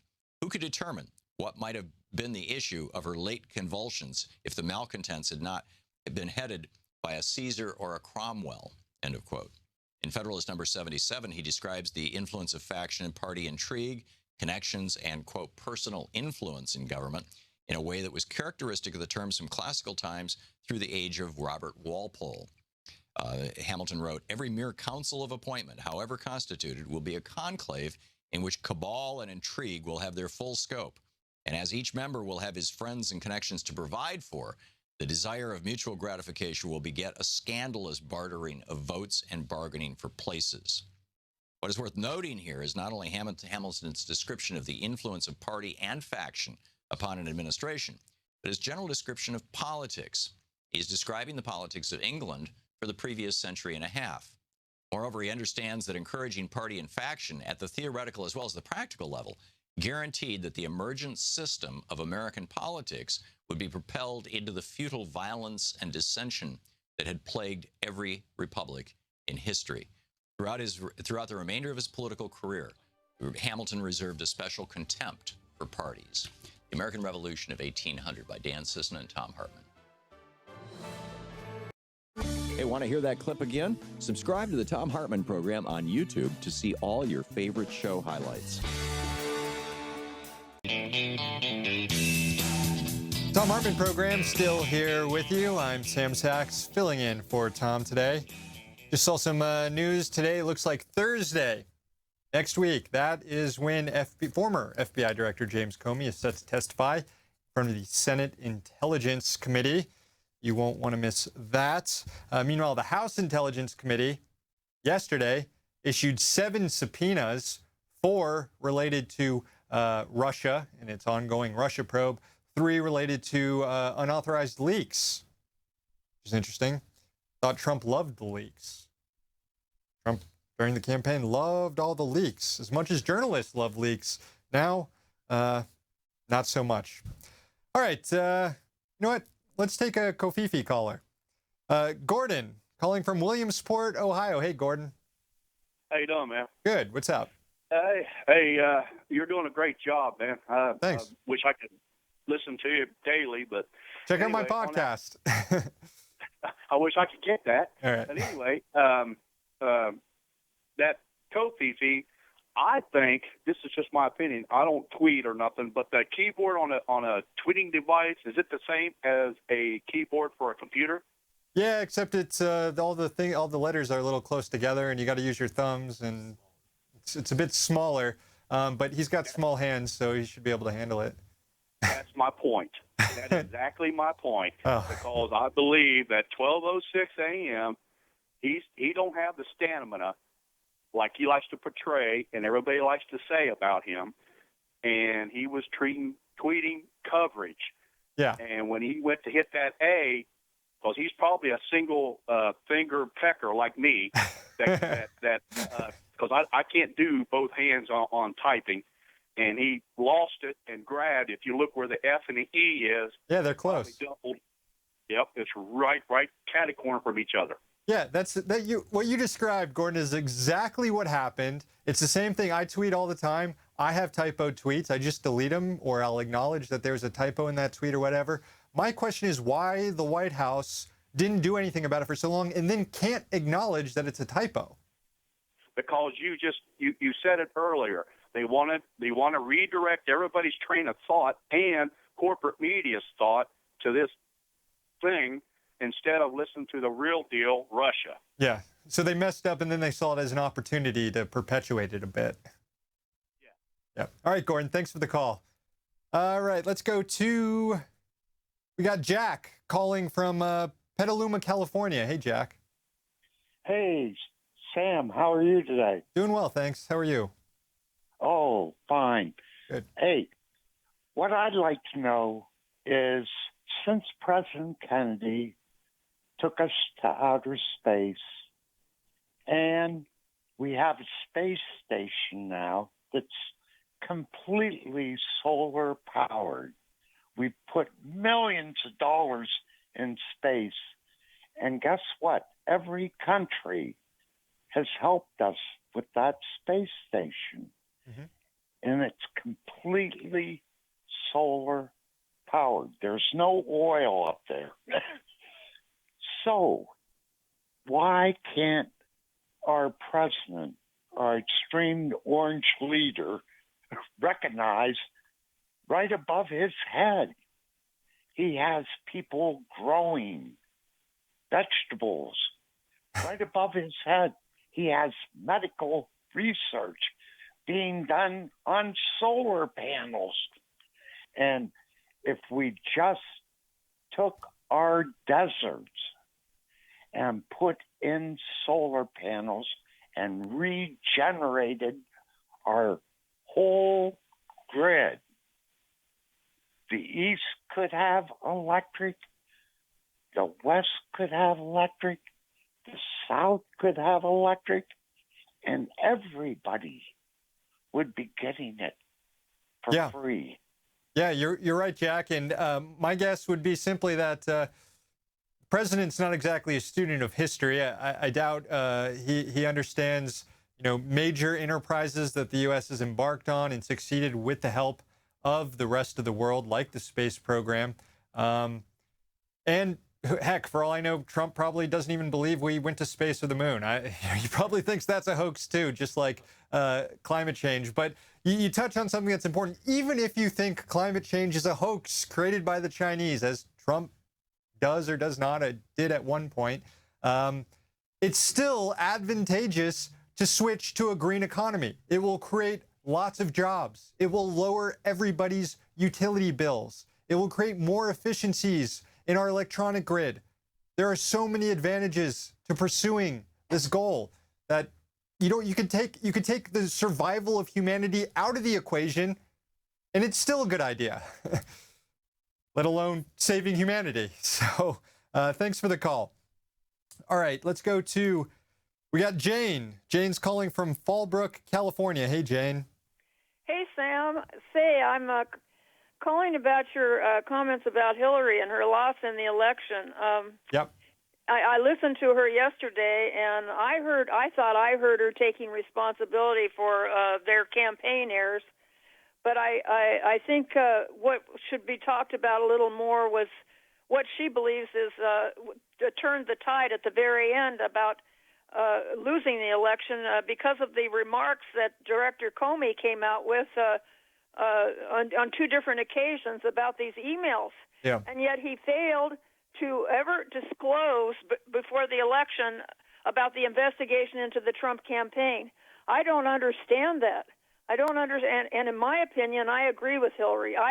For me, as I watched the campaign, that really turned a tide, in my opinion, as she was starting to come up in the polls. And after Comey came out again with his statement in November, she seemed to be going downhill again. Why would Comey do that? Make those statements about Hillary Clinton and not disclose to the public about what was going on in the investigation into the Trump campaign.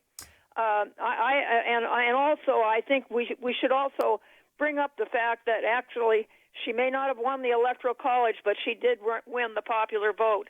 And I do believe the Russian influence in the whole election took the tide down for Hillary. So I think I'm wondering what you think. Comey, as far as I'm concerned, never gave an explanation for why he did what he did. What do you think about Comey's actions? That's a good question. I mean, I have a lot of problems with James Comey before he started doing all this stuff. I don't like his positions on encryption. I don't like a lot of the activities the FBI has been up to when it comes to entrapping mentally ill people and turning them into terrorists and stuff. But look, Comey has tried to explain why he decided to reveal 10 days before the election that the FBI was re-looking into this stuff. I think he genuinely feared leaks within the FBI, and he envisioned a scenario in which he didn't notify anybody of this, and then someone in the FBI leaked that the investigation had been reopened, in which case you'd have Republicans go nuts and accuse Comey of covering up the fact that they reopened the investigation to support Hillary Clinton. I don't know if I buy all that. I think Comey made breach protocol when he first gave that press conference in which he cleared Hillary Clinton, but said that she acted extremely careless. That seemed to breach protocol. He breached protocol again when he informed Congress that the investigation was reopened 10 days before the election. And ultimately, he lost his job as a result. He probably lost his job because he was investigating the Trump Russia stuff too aggressively, but had Clinton won, he probably wouldn't have kept his job either. So I think it's the memo that was presented by the Deputy Attorney General Rosenstein lays out why Comey should have been fired. You can get at the motivations of that memo and whether Trump was trying to obstruct justice, but there's a pretty clear case that he acted improperly and lost his job as a result. But I can't get in his mind as to what he's thinking. I don't think Comey himself was in the tank for Trump. I don't think he was trying to help Trump. I don't think the Russians had compromise on Comey, which is why he did that. I do think that within the FBI writ large, just like within law enforcement in general, you do have a lot of Trump supporters. You have a lot of conservatives that work as police officers and that work within the FBI. And I'm sure that Comey was aware that there are forces that do want to prosecute Hillary Clinton for political reasons. And he was up against those forces and maybe feared that they would be leaking information, so he tried to get out in front of it. That's giving Comey, the benefit of the doubt, I'd say, though. Okay, Sam. Thanks for the call, Jane. All right, we've got just Ken calling from Great Falls, Montana. We've got just a minute left. What's up, Ken? Okay, I just want to talk about the election here between Rob Quist and Gianforte, the body slammer. Choke slam. Yeah, that's it. But, the fact that Rob Quist lost, he ran like Hillary Clinton. And if you would go to his website, I think it's still up, you'd see his issue page is like half a paragraph on everything. He doesn't say climate change. He actually pulled the words solar energy and wind energy off it. We're a great state for that. But he tried to win like Hillary Clinton, not saying as little as he could. Yeah. Try to win, and he lost. And so he wasn't a Bernie guy. Bernie came the last 4 days, but we would get our ballots here 5 weeks before the election. 75% of the people had already voted. Yeah. I mean, he wasn't running as a progressive. I might disagree with you a little bit there, Ken. He did take up single-payer health care as an issue on the campaign. That was why Bernie got involved so much. And on that issue, he did run a pretty decent race. I mean, Trump won Montana big over Hillary Clinton. Quist was able to cut that short. And heck, if a lot of people didn't early vote, he might have won that state after the choke slam. But I don't know. Thanks for the call. We'll be right back after this. You're listening to Thom Hartmann. Visit thomhartmann.com for audio and video archives. And we're going to be talking about a rising voter demographic that stands to lose the most from Trump, talking about unmarried women. Stick around.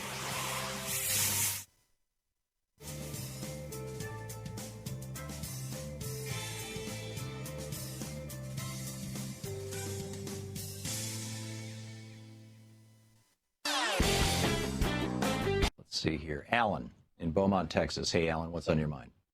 Hey, Tom. How you doing? Good. I want to make a couple of quick observations.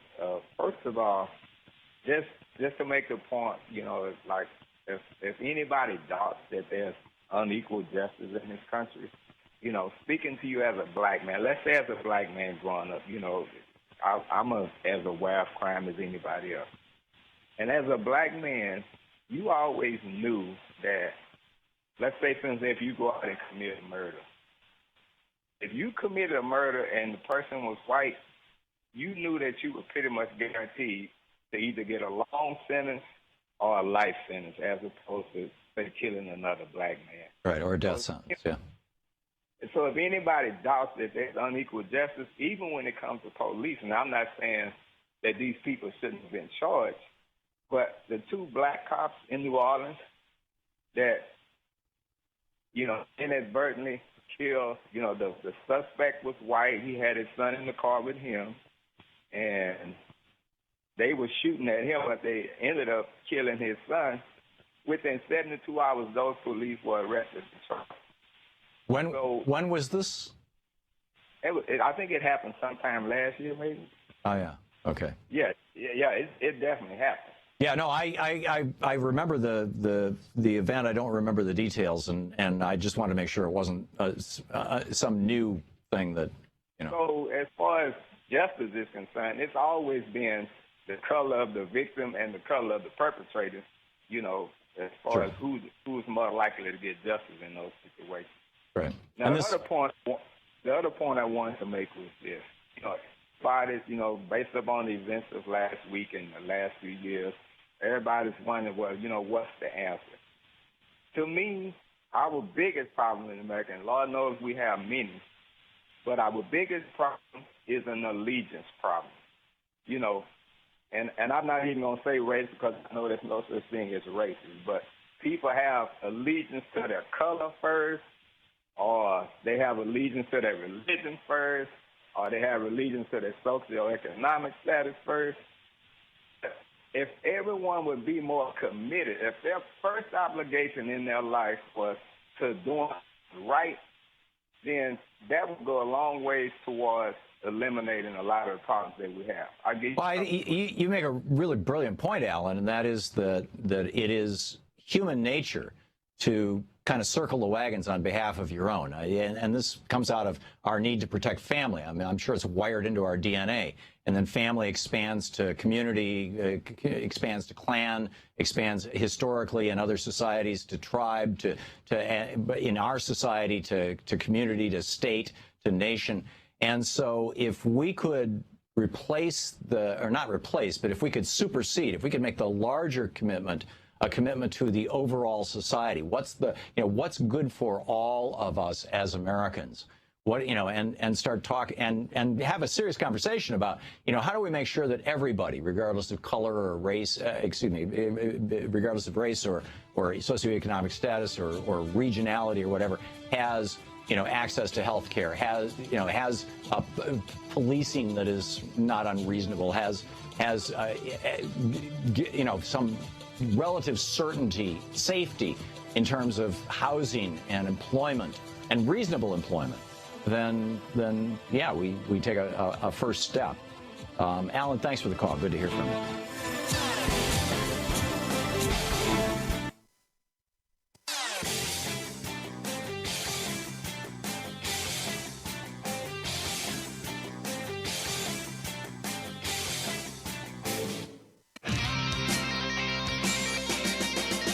And welcome back to the Thom Hartmann Program. I'm Sam Sachs, filling in for Thom Hartmann. Now for an update on the rest of the news going on around the world, it's time for our Talk Media News segment, brought to you by Goats for the Old Goat and Loving What You Do, The Elements of a Great Working Life, a new book by Ellen Ratner. Joining us from Talk Media News is Victoria Jones. Hey, Victoria, what's going on?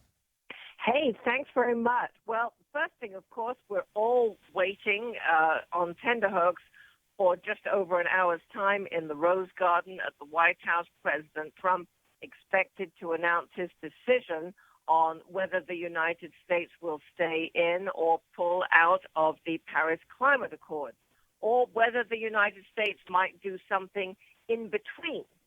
And that's what people are trying to, everybody's got tea leaves, in sources right now, desperately trying to figure out what it is he's going to do based on his own views, the views of those around him, the last person he might have spoken to, and all that kind of stuff. Yeah, it's scary to think that such a consequential decision might hinge on whoever the last person that talks to him is on this issue. And hopefully it's not Steve Bannon or Scott Pruitt. Apparently that's what the Politico article has said are the main forces pushing him to this decision. Well, he spoke with Scott Pruitt a couple of days ago. Yeah. Of course, Steve Bannon, his White House chief strategist, is in the White House. He speaks to him fairly frequently. He also is in favor of pulling out of the accord. He met with Rex Tillerson, his Secretary of State, yesterday afternoon, who is in favor of staying in. Ivanka Trump, his daughter, is also in favor of staying in. Now, one of the things he might be interested in doing is possibly staying in, but renegotiating. He could also lower the threshold for staying in if he chose to stay in. But that could be seen as a cop-out by his political base.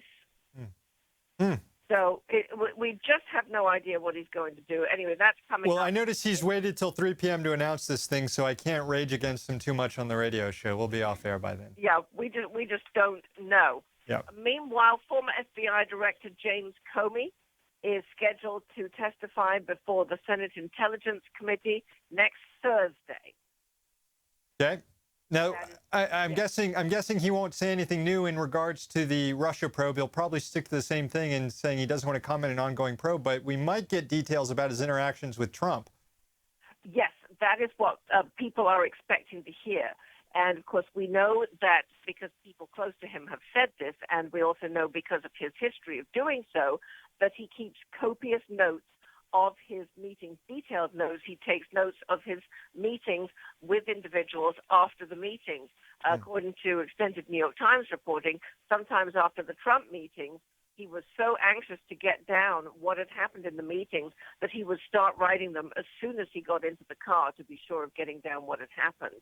And so he is expected to say, according to some of the reporting, that President Trump did pressure him to close down the investigation into former National Security Advisor Michael Flynn.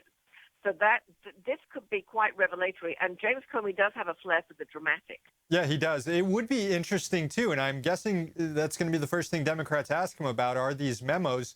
It'd be interesting if he says, I can't comment on them, because then it might suggest that Mueller's probe, the Russia probe, might have expanded and include the president's actions afterward that might constitute some sort of obstruction of justice or abuse of power. Well, that's possible. And, of course, the members of the committee have not seen these memos because the FBI is refusing to turn them over to Congress because they're keeping them for Mueller's probe. So it's all most intriguing. Meanwhile, as you know, there were 7 subpoenas issued yesterday by the House Intelligence Committee. Now, some of these are controversial because they were issued by chairman of the committee, Devin Nunes, the Republican, who withdrew himself from the Russia investigation. Yeah.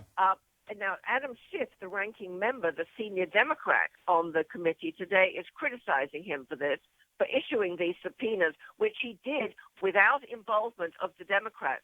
Schiff is saying that Nunes violated his recusal on the Russia investigation, saying that the committee rules provide that the chair has to sign the subpoenas unless that authority is delegated to somebody else, and it should have been delegated to Mike Conaway in consultation with myself. I think that's a violation of the recusal by the chairman. So Schiff is saying that basically Nunes is still involved with the Russia investigation.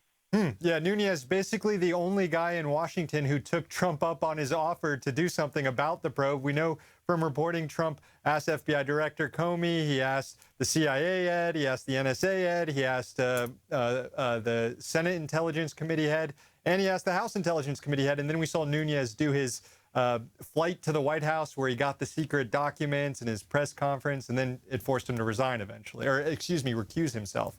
But he hasn't recused himself that much, you're reporting. That's what Adam Schiff is saying, because he issued these subpoenas and it is involved in the Russian investigation. President Trump today, and he was facing a June 1 deadline, so it had to happen by today, decided not to move the U.S. Embassy in Israel from Tel Aviv to Jerusalem, at least not for the next 6 months. Now, this is a step back from a campaign promise, at least not for the next 6 months. Now, the White House, Sean Spicer, the spokesman, described this waiver as a move to improve chances of a Middle East peace deal, but it's a tricky one. Trump faced a lot of pressure from people like King Abdullah of Jordan, who, by the way, flew uninvited to the White House prayer breakfast and buttonholed Trump and said, please do not move this embassy. If you move this embassy, there is no chance of a peace deal. He buttonholed him in the White House prayer breakfast. Wow. And other Middle Eastern leaders said, if you do this, the Middle East peace deal that you want is simply not going to happen. So it remains to be seen what happens in 6 months' time. Well, this seems to be a right decision by President Trump. Other presidents have done the same thing, worried about the consequences of that move. But I wonder how his base is going to react when he says, oh, I changed my mind because the Saudi king told me not to do it. Victoria Jones with Talk Media News. Thanks for the update. Thank you. And we will be right back.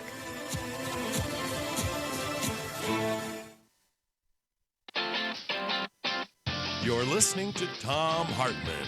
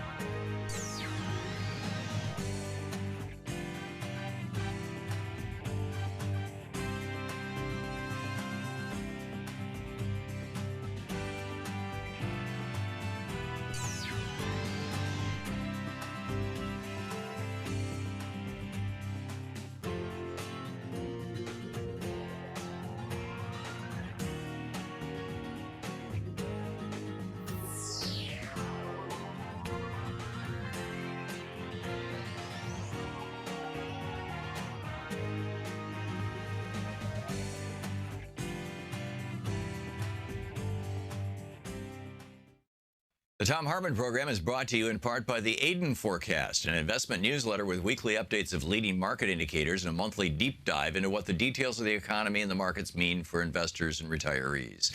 On the web at aidenmarkets.com. Wines have some of the highest pesticide levels in our food chain. This hour brought to you by ecowine.com. Pesticide-free wines, organic wines, imported from France by the Organic Wine Company, ecowine.com. Hartmann Program is brought to you in part by Super Beets.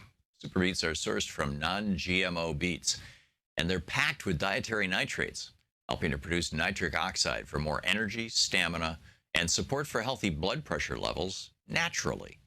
For more information, call 800-223-8242 or visit tomsbeets.com.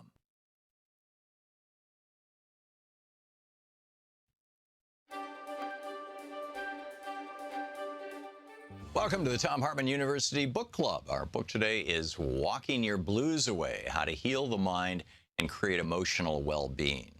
And we're reading starting on page 2 in the introduction. The human body is a self-healing organism. When you cut your finger, it heals. If you break your leg, it heals. Even if part of you is cut out in surgery, the surgeon's wound heals. We heal from bacterial and viral invasions, from injuries, from all variety of traumas. The mechanisms of healing are built into us. 5 million years of evolution or the grace of God or both have made our bodies automatic healing machines. So why wouldn't the same be true of our minds and our emotions? All of the traumas that we experience in life leave their wounds. If humankind hadn't had ways of healing from those emotional and psychological blows, over time society would have become progressively less functional.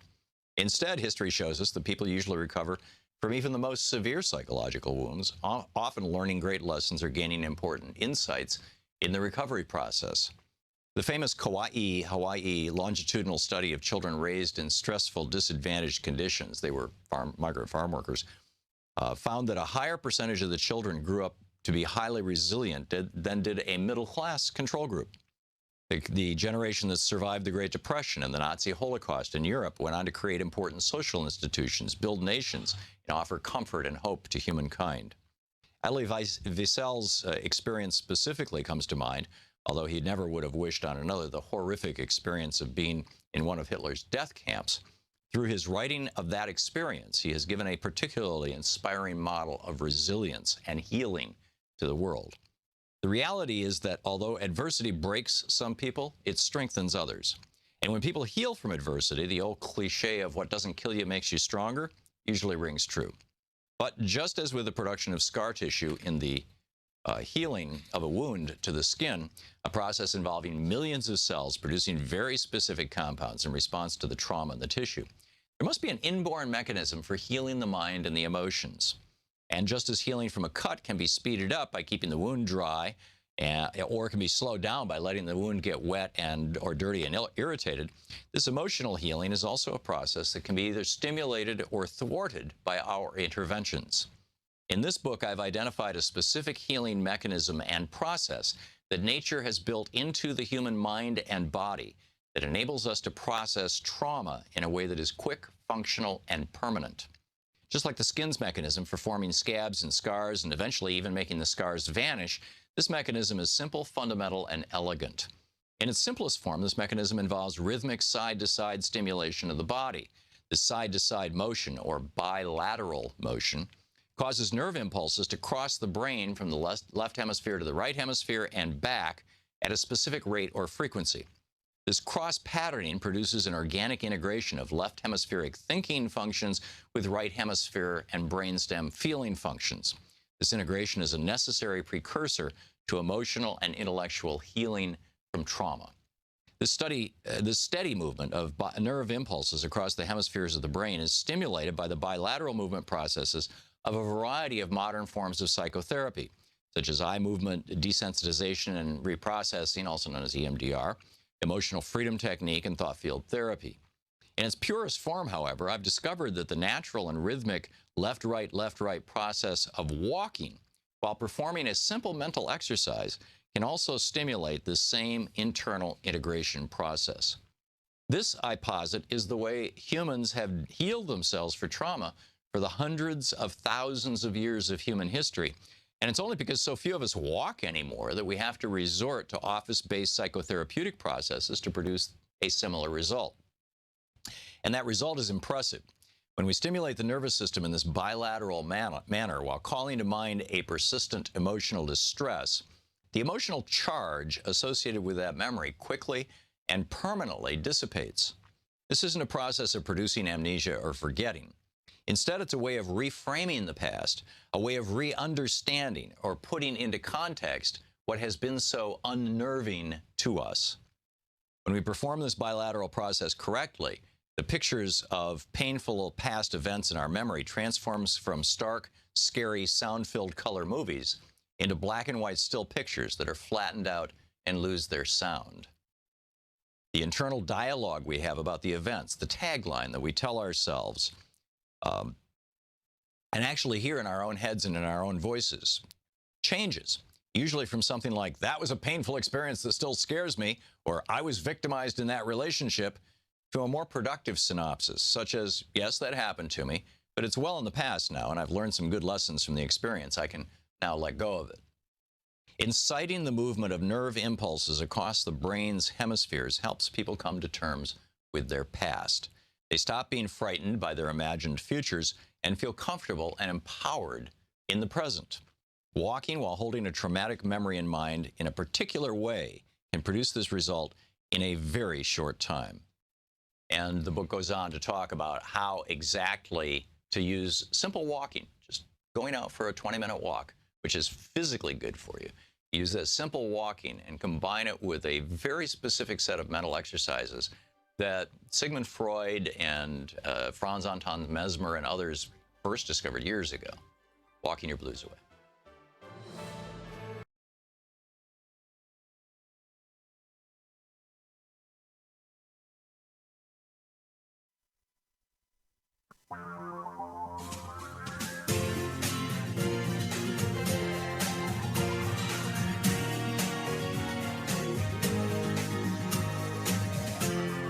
This is the Thom Hartmann Program. Welcome back to the show. I am Sam Sachs, filling in for Thom Hartmann on this Thursday.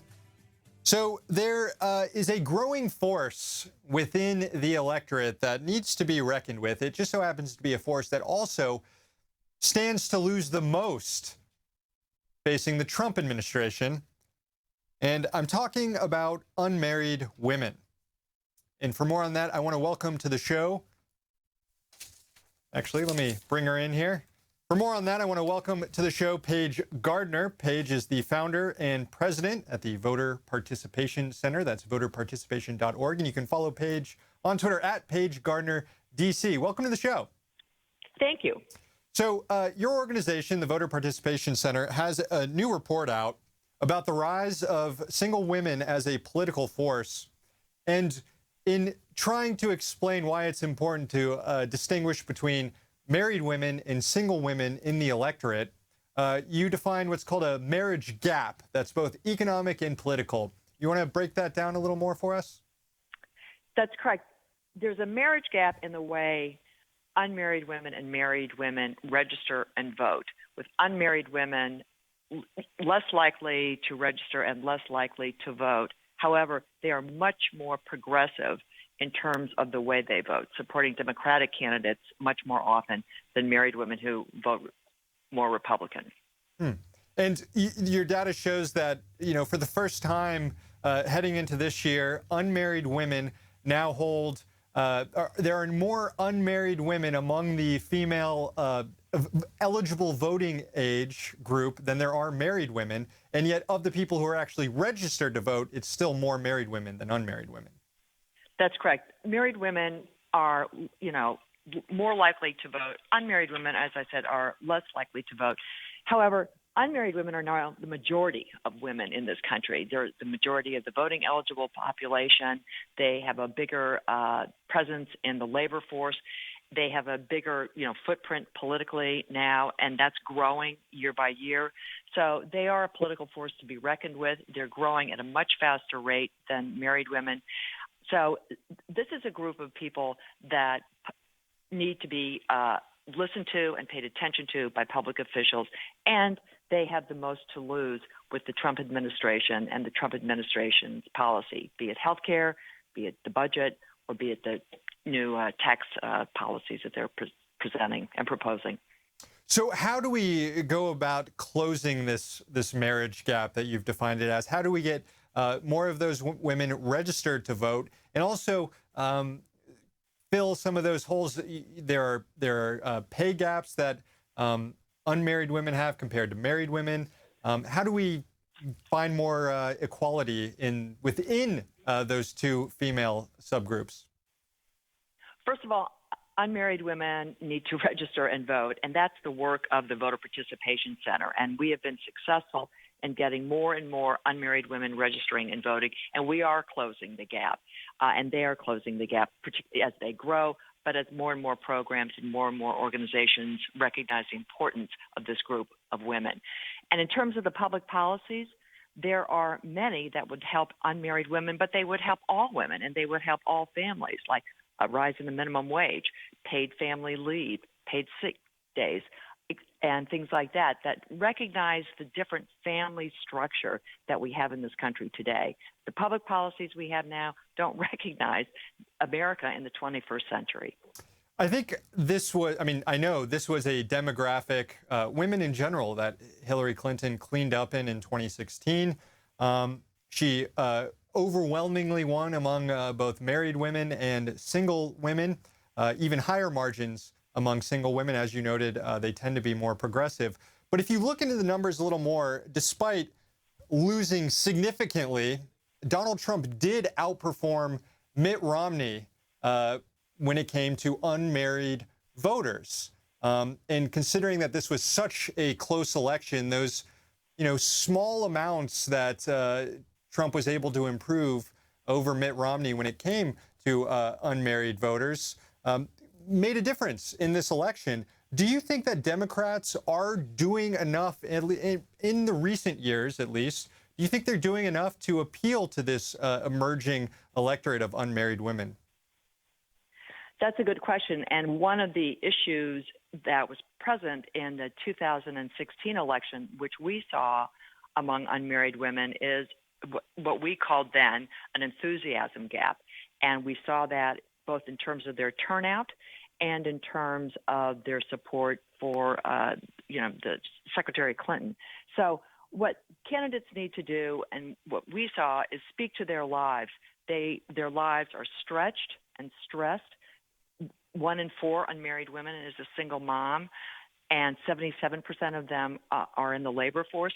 So if there are candidates who understand their lives and talk to how hard it is for them to really make it in this country today and support their families, I think that's a winning formula.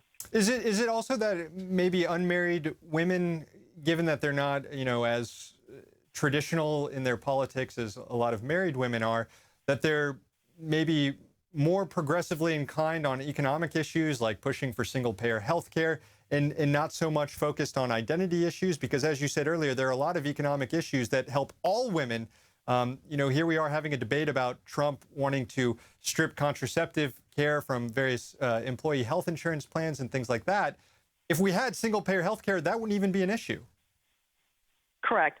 These women identify as working women, and as do many married women, but their primary focus is on really, in some ways, being able to make it in this country and support themselves and their family and perhaps their aging parents. So they are really, really focused on healthcare costs, on how much money they make in the workforce. I mean, there are so many women that we ask, particularly unmarried women, could you afford a $500 increase in a year? And they say no. I mean, $500, think about that. Yeah. And it's predominantly unmarried women. So they can't afford increases in their health care premiums. They can't afford literally what this administration is proposing. So what do you think, what effect do you think this 4 years, maybe 2 years, maybe he's only around 1 year, what effect will a Trump administration 1, 2, 4 years have on this electorate moving to 2018, moving to 2020? Well, what we're seeing now, both in terms of our research and what we're all seeing publicly, is there is an energy around making sure that the policies that they are proposing do not come to pass, and that these group of elected officials are held accountable to what they're doing and what they're proposing. And that's true not only on the federal level, I will say, in terms of members of Congress and the Senate, but it's also happening on the state level in terms of governors and state legislators. So this is going to be a very, very interesting midterm. We'll see, I think, more and more people register, unmarried women particularly. I think we'll see a drop-off, quote-unquote, that happens in the midterm election. I think the patterns of drop-off will be different. So I think, I think we're going to see a real change in the way people participate. Yeah, and the energy has already started, Paige. It was one day after Trump elected that we had the Million Women March in D.C. I was down there. I wasn't checking people's ring fingers or asking them their marital status, but I'm sure there were lots of unmarried women getting active, getting involved out there. Paige Gardner, founder and president at the Voter Participation Center. Check out the website, voterparticipation.org, and check out their new report. Thanks, Paige. Thank you. We'll be right back. This is the Thom Hartmann Program. We're in the third hour of the radio show, which means it's time to take all your phone calls. We'll be right back.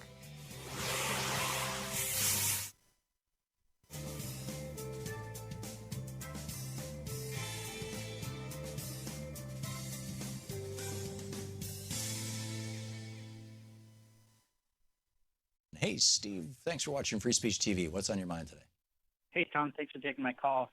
Last night, Bernie Sanders was on Rachel Maddow, and he did something and said something which I really appreciated, and that was a kind of talked about strategy, in that the resistance is really important. It's a critical part of the strategy, but it comes with also continuing to push progressive agenda, because that's what the country wants. So we have to resist Donald Trump and push for $15 an hour, and push for free college tuition, and push for expanding Social Security, not just preserving it. And all of these things have to happen at the same time, which makes our job that much more difficult. But I really appreciated hearing that the party and the left has to be more than just being opposed to Trump. They actually have to be for progressive agendas, and that I just want to share that with you. And I really and that's what people want. Steve, in 1981, one of the advisors to I think it was Lee Atwater, one of the advisors to Ronald Reagan, I may be wrong on exactly who it was, but I'm pretty sure it was Lee Atwater, came up with this idea of what he referred to as the perpetual campaign. Kevin Phillips, I think, later wrote a book about this. And basically was every single day that goes by should be an opportunity to get some press that will cause more people, more kind of undecided people or low information people to think you're doing a great job, your party's doing a great job, and the next election comes, I really should vote for you. And Reagan was the first presidency where we saw this continual, perpetual campaign. He campaigned, or he or his surrogates, literally every day of the 8 years that he was president. And that was not something that was picked up by Bill Clinton. Now, Bill Clinton didn't have to do it methodically because he was such a brilliant politician himself. He was always down on the Hill, glad handing people and talking to the press and stuff. And of course, it would have been very difficult given all the impeachment hearings and whatnot. But basically, every Republican has done this, and the Obama administration did not even remotely consider doing something like this. They have done the opposite of this. They've basically kind of said, we're governing things. We've got this. Chill out. Don't worry. We've got this under control. And that, obviously has not worked well. And what I didn't see Bernie on Rachel last night because I was in bed by then. But I have read the articles about it. I saw a clip of it this morning. And it looks to me like what Bernie is proposing is that Democrats start doing what Republicans figured out works in 1980. Can I add one more thing? Please. I think when people are saying we want leadership that fights, to me what that means is we may not have the votes necessarily to win, but we'll still push legislation that pushes progressive agendas. So we may not have the votes to get like $15 an hour on the federal level, But if we still push it and Republicans vote it down, or if we still push for free college tuition and Republicans vote it down, at least we're fighting for the things that we believe in. Yep. And I know that's something I would appreciate, and I think most of the country would appreciate it too, because most of the country, I think across the political aisle, still wants these progressive agendas. We are, we're a progressive country. There's just no doubt about that. There's, any poll will tell you that. Yeah, you're absolutely right. Steve, thank you for the call, and thanks for watching Free Speech TV. We'll be back in and thanks for the great observation, by the way, Steve. I really think that this is the key to the whole thing. Is now for the next, now I was going to say for the next 4 years, maybe now forever, the Democrats, progressive Democrats, need to get up and get out there, get organized and get out there every single day with their message.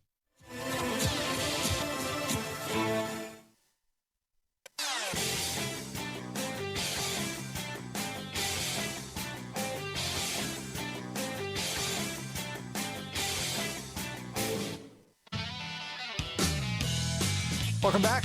I'm Sam Sachs, filling in for Thom Hartmann, the Thom Hartmann Program. Check out my website, districtsentinel.com, for some of the latest news coming out of Washington, D.C. And check out my nightly podcast, District Sentinel Radio. You can subscribe on iTunes and have the episodes just automatically downloaded onto your iPhone or iPad or computer. It's really easy. Just getting a story here. Out of Washington, D.C., a lot of people are noticing these flyers that popped up all around town. They look like official flyers from U.S. Immigrations and Custom Enforcement, warning people that this is a sanctuary city and that it's warning that this can't be a sanctuary city and that it's illegal to harbor undocumented immigrants. Clearly an intimidation tactic that somebody put these flyers up all around town. Immigrations and Customs Enforcement says they didn't do it. The mayor, Muriel Bowser, said she didn't do it. She's advising people to just start tearing down these pieces of paper if they see them. So if you see them in your neighborhood as well, just tear them down. This is another scare tactic deployed against undocumented citizens at a time that they have a lot to be fearful right now with the Trump administration. All right, let's go take some more of your phone calls here. We've got Robert calling from Casper, Wyoming. Hey, Robert. Hey, how you doing there, Sam? Doing well. A great job. Thank you. Sam, I just wanted to bring up I've called my congressman and woman, I should say, here in Wyoming, and I called my senator, and regarding to who's been paying the bills at NATO and who hasn't. First, during the campaign, Mr. Trump was against NATO, and it was obsolete. Then he was for NATO, and I asked them, well, who isn't paying the bills and who is? When I call these people, they always tell me, I don't know. Then I call, and then I ask them about the health care, at least specifically with Congresswoman Cheney. What about these pools these risk pools? Do you know anything about that? I don't know. This is what you get when you call up. You get the I don't knows. Well, what are you doing up there if you don't know? Don't you have a position paper on something? I mean, yeah, it's frustrating, Sam, in the sense that when I call up and I ask questions, I expect you to they should have a position paper on it. So yeah, I get very upset with them, and I've talked to Tom before. I happen to be a Republican. But when I ask specific questions, whether you're a Republican or a Democrat, do the damn job that you're getting paid for. Don't give me this, I don't know. You don't get paid to tell me you don't know. Just like with President Trump, I'm a little disappointed in him in the sense that I'm for moving the capital to Jerusalem in with Israel. I'm not for it. I'm putting a waiver. Kim Il-sung better not use these missiles, or we're going to take care of them if China doesn't. I mean, we're kind of all over the map here, and it gets very frustrated. Yeah, I hear you, Robert. And you brought up a lot there, but just speaking on Capitol Hill, I used to work on Capitol Hill. I worked there for 2 years, 2009 to 2010. And I won't name names of the member I worked for. I have been open. If people want to research, they should be able to find out easily. But I can say that Congress is full of a lot of spineless individuals. And part of constituent outreach or handling constituent calls and letters is obfuscation. It's to not reveal your true position until you absolutely have to. I remember that on major issues like the healthcare vote, stimulus package, and things like that, we would have constituents calling our office nonstop, wanting to know what the congressman's position is on these things. And a lot of the staffers are instructed to just kind of dodge, because they're afraid of the political fallout of actually taking a stand one way or another on various issues. And that probably explains why you have so much trouble getting information when you try and contact your local lawmaker or your national representative. Sam, is then when it comes to election time, they're more than willing to talk to you. Vote for me. Well, why should I vote for you? Or I'm getting to the point to vote for either party, Sam, because. Looks like we just lost you. Oh well, good. Brought up some good points there, and I got to talk a little bit about my Hill experience. So thanks for that. Okay, let's see. We got David here. David's calling from Torrance, California. Hey, David. Hi. I have a suggestion, a way to fight interstate cross-check. Okay. I suggest to bring an initial lawsuits in a number of states, maybe 20, 30 of them in federal courts. Maybe this would bring publicity into the issue and at least force the major news medias to cover the issue. Yeah. As it's right now, none of them even mention it. I mean, maybe it's hard to win that lawsuit, but at least it should be enough to bring in publicity into it. Yeah, good call, David. I mean, I think that what Chris Kobach and the rest of the people who participate in creating this cross-check system, based on the reporting from Greg Palast, investigative reporter who kind of broke this story wide open, he's been covering election fraud, not voter fraud, election fraud in every election for the last few decades, and he's been on top of this story. I think it's pretty clear based on the evidence he's put forward that Chris Kobach was motivated not to discover voter fraud and get rid of illegal voter fraud, but he was interested in voter suppression and identifying mostly minority voters, mostly Democratic voters, and purging them from voter rolls in key battleground states all around the country. That is a crime. That is a crime that should be prosecuted. I'm not sure if people have already brought civil lawsuits in regard to this issue in these various states where they are affected, or if actual individuals who know that they were kicked off the rolls due to cross-check, if they've brought suit, because I feel like they'd have a pretty darn good case if they did bring suit. But there needs to be a Department of Justice investigation into this. There needs to be a criminal referral about what happened here. The evidence is very well laid out in many of Greg Palast's articles, plus in his movie, he talks to Chris Kobach. And Chris Kobach doesn't help his own case very much during that interview. You should check out Best Democracy Money Can Buy by Greg Palast. But yeah, let's sue these guys. Also, let's throw them in jail. We'll be right back. You're listening to the Thom Hartmann Program. Call 202-808-9925. We're taking your calls. The rest of the show, you heard the robot voice, 202-808-9925. Give me a call.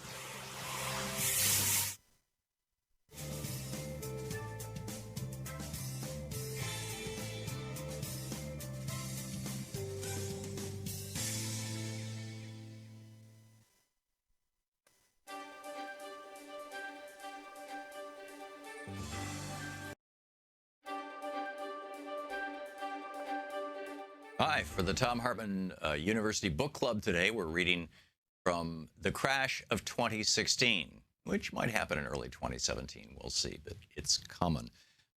This is from Chapter 5. Chapter 5 is titled Reagan Kidnapped the Jetsons. In a 1966 article, Time magazine looked toward the future and what the rise of automation would mean for average working Americans.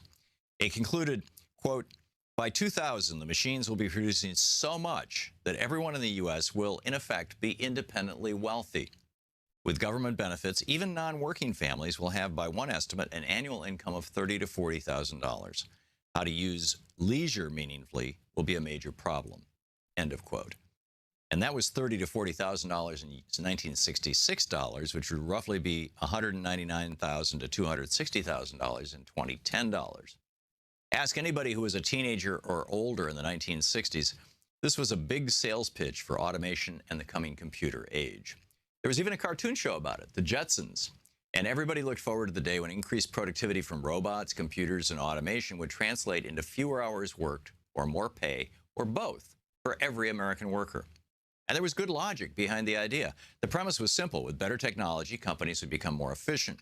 They'd be able to make more things in less time. Revenues would skyrocket, and Americans would bring home higher and higher paychecks, all the while working fewer and fewer hours. So by the year 2000, according to Time magazine in 1966, we would enter what was then referred to as the Leisure Society. Futurists speculated that the biggest problem facing America in that Jetsons future of the year 2000 would be just how the heck everyone would use all their extra leisure time. And of course, there were also those who worried about what kind of degeneracy would emerge when a nation has lots of money and free time on its hands. Neither happened, and it didn't happen because Ronald Reagan stole the Leisure Society from us and handed it over to the economic royalists. In 1981, the royalists went right to work, taking down that first pillar on which FDR rebuilt the American middle class, progressive taxation. Taking advantage of the oil shock crisis, neoliberal shock troopers immediately ushered through a revolutionary change in the tax code with the Economic Recovery Act of 1981. The first major piece of legislation signed by Reagan has slashed the top marginal income tax rate from 70% to 50%, cutting estate taxes for wealthy businesses and slashing capital gains and corporate profit taxes. Reagan succeeded a few years later in dropping the top income tax rate even more to 28%, where it hadn't been since the Great Depression. It was the second largest tax cut in history, and it was nearly identical to the largest tax cut ever. Treasury Secretary Andrew Mellon's in the 1920s, the one that created the bubble known as the Roaring Twenties, which eventually burst in 1929. The great forgetting had certainly arrived. The economic mistakes of the 1920s were coming back around. And again, the influx of all this hot money in the market, coupled with a robust deregulation agenda throughout the 1980s and 90s, would trigger a series of painful financial panics. The reason why the Leisure Society could be imagined by Time magazine is because ever since 1900, working people's wages tracked evenly with working people's productivity.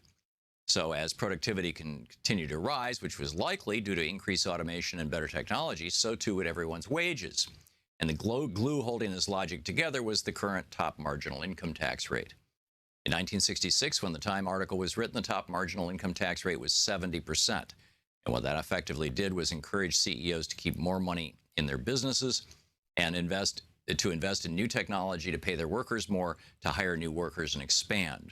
After all, what's the point of sucking millions and millions of dollars out of your business if it's going to be taxed at 70%? According to this line of reasoning, if businesses were to suddenly become more profitable and efficient thanks to automation, then that money would flow throughout the businesses, raising everyone's standard of living, increasing everyone's leisure time. But when Reagan dropped that top tax rate down to 28%, everything changed, as you can see in this graph. Now, as businesses became more profitable, there was a far greater incentive for CEOs to pull those profits out of the company and pocket them because they were suddenly paying an incredibly low tax rate. And that's exactly what they did. All those new profits, thanks to automation, that were supposed to go to everyone, giving us all higher paychecks and more time off, instead went to the top, to the economic royalists. Suddenly, the symmetry in the productivity wages chart broke down. Productivity continued increasing because technology continued improving, but wages stayed flat. And again, since higher and higher profits could be sucked out of the company and taxed at lower and lower levels, there was no incentive to reduce the number of hours everyone worked. In the 1950s, before that Time magazine article predicted the Leisure Society, before that article was written, the average American working in manufacturing put in about 42 hours of work a week. Today, the average American working in manufacturing puts in about 40 hours a week. This means that despite the fact that productivity has increased 400% since 1950, Americans are working on average only 2 fewer hours a week. If productivity is 4 times higher than in 1950, then Americans should be able to work 4 times less, or just 10 hours a week, to afford the same 1950s lifestyle when a family of 4 could get by on just one paycheck, own a home, own a car, put their kids through school, take a vacation every now and then, and retire comfortably. But all that was wiped out by Reaganomics and Ronald Reagan. And that's just the beginning of the setup for the crash of 2016. Want to connect with the show online? You can find the Thom Hartmann Program on Facebook, Twitter, and Instagram.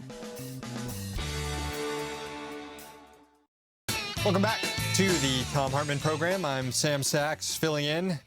We're about 25 minutes from the season finale of Will the World End, when Trump's going to announce whether or not the U.S. will stay in the Paris Climate Agreement. All signs indicate that the U.S. will not stay in the agreement, thus effectively killing it, thus taking the one last best hope we have to stop runaway climate change off the table. Very, very important story that our president is treating like a reality TV show. So that's great.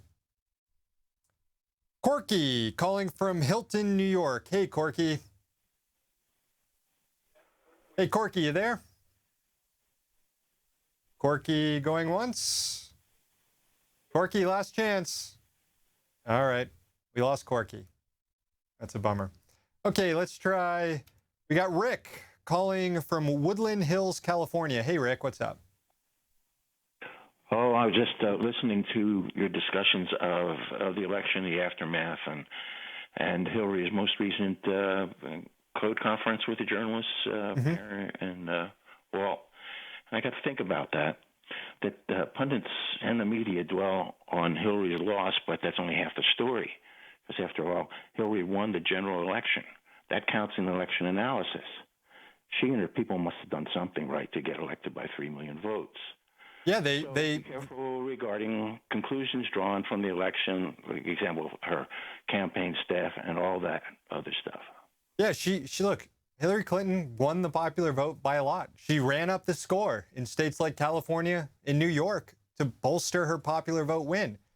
But she did not run a campaign to effectively win the Electoral College is the problem. So, you know, that's how our system works. You got to win the Electoral College. And her campaign knew that there were warning signs in places like Michigan, where Bernie Sanders beat her, where there were a lot of people who weren't buying into Clinton's more centrist Democratic message, establishment message. So I think that the campaign made a lot of mistakes in its strategy. Yeah, they got 3 million more votes, but they got those votes in places that they didn't need to get them to win the Electoral College. They couldn't have won the Electoral College because it was corrupted, judging by the flipping of the numbers 180 degrees in 12 hours. That's statistically impossible. So it was fooled around with at a high level cyber attack that came in, flipped the numbers, and gave the EC certification to Trump. Well, I don't know about that, Rick. I think that there's been a lot of documentation by the intelligence communities that there were no votes tampered with. But I think if you look just at the effects of cross-check, voter ID, and Republican voter suppression, good old-fashioned American tactics that have been used in elections for decades by the Republican Party, that could have flipped the election in a lot of these states and showed that maybe why the polls didn't quite account for a lot of those voter suppression efforts in these battleground states like Michigan, Ohio, and in Wisconsin. Rick, thanks for the call. Or Pennsylvania, I meant to say. Okay, let's move on here to Nathan. Nathan is calling from Dallas, Texas. Hey, Nathan. I do not disagree with Rick at all. Look, this guy didn't win this election, but that's not why I called. I want to know. I don't want to know 24/7 what Donald Trump is doing. I don't want to know when he is on the toilet, whatever he does. So what are you getting at here, Nathan? I want to know what Chris Kobach is doing 24/7. Well, he's now chairing a commission that's supposedly investigating voter fraud that's more than likely going to justify more voter suppression policies down the road. So you and me, we can drop the facade, okay? We can drop the veneer of whatever it is. Chris Kobach of Kansas, make your own acronym from there. Look, we know what's going on, okay? I want a 24/7 Chris Kobach channel. That's a good idea, Nathan. Let's the old Chris Kobach cam that's just constantly on him 24/7, whether he's in the bathroom or not. It doesn't matter because he could be doing voter suppression in the bathroom too. So it's necessary to stay on top of this. Yeah, he's one of the truly destructive people in Trump's orbit that we should be paying a lot more attention to, and perhaps paying a little less attention to what Trump's personal habits and a bit of the palace intrigue that dominates so much reporting on the Trump White House right now. Thanks for the call. How about Wendy calling from my home state of Tampa, Florida? Hey, Wendy. Hey, Sam, you're doing a great job. Thank you. Just wanted to let you know that. Just wanted to call attention regarding healthcare, which is a big issue for me. I think a lot of people maybe that get their insurance through private employers are feeling pretty comfortable that that whole situation, may remain unscathed. But I just wanted to call attention. There was a really interesting editorial in the Tampa Bay Times newspaper this morning about a fight between the United Healthcare and a well-known local hospital for children, Johns Hopkins All Children's Hospital here in St. Petersburg. And they're in a fight over reimbursement rates.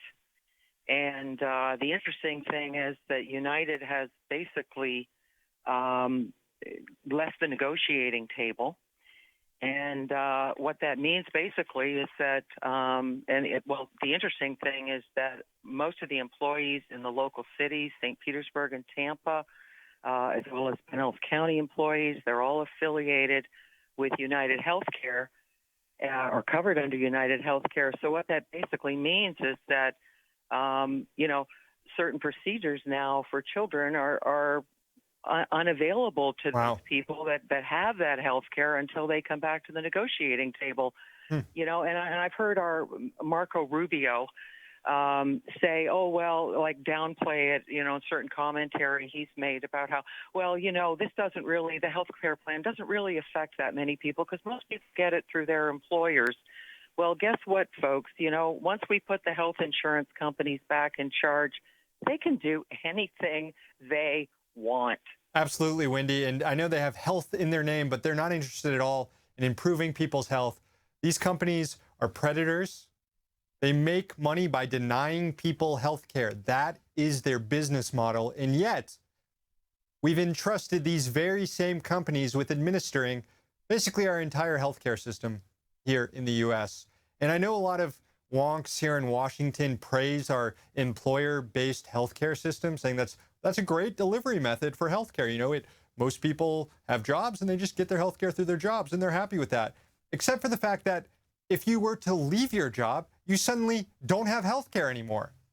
And it's not portable. You can't take that healthcare to another job. So it creates people who maybe want to go start a business or maybe want to find another job that they might be more successful in. They can't because the only way they get healthcare is through their employer. It's bad for our economy. It doesn't stimulate new ideas and entrepreneurship. It's not a good idea. And you see, the problem with Obamacare, the main problem with Obamacare, yes, it improved over the status quo. Yes, it ensured that the health insurance companies can't continue with their most predatory exercises, like denying people with pre-existing conditions, imposing lifetime caps, charging women way more than men, those sort of things. But fundamentally, the law keeps in place the private health insurance system. And you see those very same companies like Aetna, Blue Cross, company that you mentioned is now screwing over this children's hospital. They had a tentative agreement with the Obama administration to operate within these within these insurance marketplaces in the various states that people can buy insurance because, hey, there's a whole new pool of customers they have if they play ball. But at some point, these companies have realized, well, if we don't play ball, if we back out of these insurance marketplaces, then Obamacare collapses on itself. And when that happens, then they'll be free. The insurance companies will be free to do whatever they want again before Obamacare was in place. And we're seeing that play out right now. You hear Trump say that Obamacare is self-destructing. He's actually kind of right. It is self-destructing because it relies on buy-in from private health insurance companies that no longer want to buy into the scheme. So it would help Democrats a lot if they maybe stopped trying to defend Obamacare so much and started pushing more aggressively for single-payer Medicare for all, or at the very least, a public option to improve Obamacare and give these private insurance companies some competition in those various state marketplaces. But thanks for the call, Wendy. Thanks for giving everybody a heads up on that situation in Florida. Moving on now to Daniel, calling from Albuquerque, New Mexico. Hey, Daniel. Hey there. I was just calling to discuss that I haven't heard much talk about how important the 2018 midterms are going to be, and I think that we really need to start pushing that now. Yeah. Well, with any luck, Trump and the Republican Party will do enough damage to themselves to give Democrats a boost, regardless of what sort of candidates Democrats put up. But I don't want to rely too much on that. Democrats are going to have to put up strong candidates in 2018. This is not going to be a cakewalk. The rules are rigged against Democrats in 2018. Remember, all these congressional districts, as I mentioned on yesterday's show, are just gerrymandered to the tilt. Democratic congressional candidates need to get something like 1 million more votes than Republican congressional candidates to be able to affect a change in the House to maybe flip the majority there. On top of that, you have cross-check, you've got voter ID laws and other voter suppression efforts. It's an uphill battle for Democrats to win, even though history tells us that the first midterm after a new president comes in, he tends to lose Congress. So history tells us Democrats should fare well in 2018, but the situation on the ground in these states says something very different. We definitely need to start planning and discussing. Yeah, I mean, I would hope that there's planning and discussing going around. I would hope that the DNC is in better shape than Hillary Clinton claims it was in when she inherited it as the presidential nominee, which she said it was in shambles. It's going to be up to the DNC here to field some good candidates and win some races. They haven't done or shown that they're very good at that, at least through the Obama years, where we saw a lot of lost elections on the Democratic side. Daniel, thanks so much for the call. Go, Paul. Paul also calling from Albuquerque, New Mexico. Hey, Paul. Hey, it's Paul. Hey, Paul. What's up? So I was just kind of, I keep hearing all this blaming of Hillary and stuff that's going on and telling her to shut up now. And I'm just kind of tired of that because nobody told Bernie to shut up when he was complaining about what was wrong with the Democratic Party. And frankly, I think that's one of the things that helps us lose the election. Mm-hmm. So because there was so much negativity about Hillary from both sides. And I think one of the things that we need to figure out how to do is to come together and quit. And I've heard it so much on this program today about what's wrong with the Democratic Party. If you want to continue to let the Republicans win, just keep saying how bad the Democratic Party is. If we keep doing that, and even I heard you just say about putting up weak candidates, and but all of the candidates that have come up from the supposed Bernie side have lost. So why should I think that that's going to help us in the long run? Here's the issue, Paul. We've seen over the last 8 years, while Obama was president, we've seen Democrats get decimated across the state. We saw Democrats lose their majority in the House. We saw Democrats lose their majority in the Senate. We saw them take what really was an open layup election and lose it when it comes to Hillary Clinton and Donald Trump. I feel like the Democratic Party should be strong enough to handle a lot of criticism. about how it's operated, how it's chosen its candidates, what sort of issues it's decided to put in its platform and pursue. Remember, single-payer health care is not an issue that Democratic Party establishment wants to adopt yet. It still won't adopt it to this day. Nancy Pelosi was asked about it a few weeks ago, and she's like, I don't think we should put it in our platform. There's room to criticize the Democrats, especially when they're losing over and over and over and over again. I mean, how would you recommend, reconciling all these losses with how to win in the future? Because we keep saying that the Democrats are not good. I mean, because it's the message that keeps coming out. I don't think we're saying they're not good, as in they're morally or anything. We're saying they're not strategically good. Okay, so we always say that the Democrats are just corporate shills. You look at people who are there, who really are good people and who support good policies. Yeah. But you have to remember there's another half of the country. So you have to take into consideration what their things are, and that's why we lost, because we didn't do it. Yeah, I hear you, Paul, and I think really what this comes down to is there are within the left, whether it's on the one side, the center left, and the other side, the far left, there are very vocal people, very vocal Bernie Sanders defenders, very vocal Hillary Clinton defenders that are at each other's throats online, on Twitter, on Facebook all the time. Of course, the real world isn't like Twitter, like Facebook. I mean, if you look at polling, I think it was something like 94% of Democrats have a favorable opinion of Bernie Sanders. And yet it seems like you only heard the 6% of people who despise Bernie Sanders talking all the time, whether on social media and stuff. So I think that there is a lot more unity than it seems, given how loud a lot of people are talking in this debate. But I also think that the Democratic Party is open to criticism. It does need to learn a lot. And it hasn't given signs that it has learned any of these lessons of all these election losses over the last 8 years. But I appreciate your perspective, Paul. I think you're right to a large extent. We'll be right back. You're listening to Thom Hartmann. Visit ThomHartmann.com for audio and video archives. We're not done yet. Stick around. Maybe one, maybe two more calls right after the break.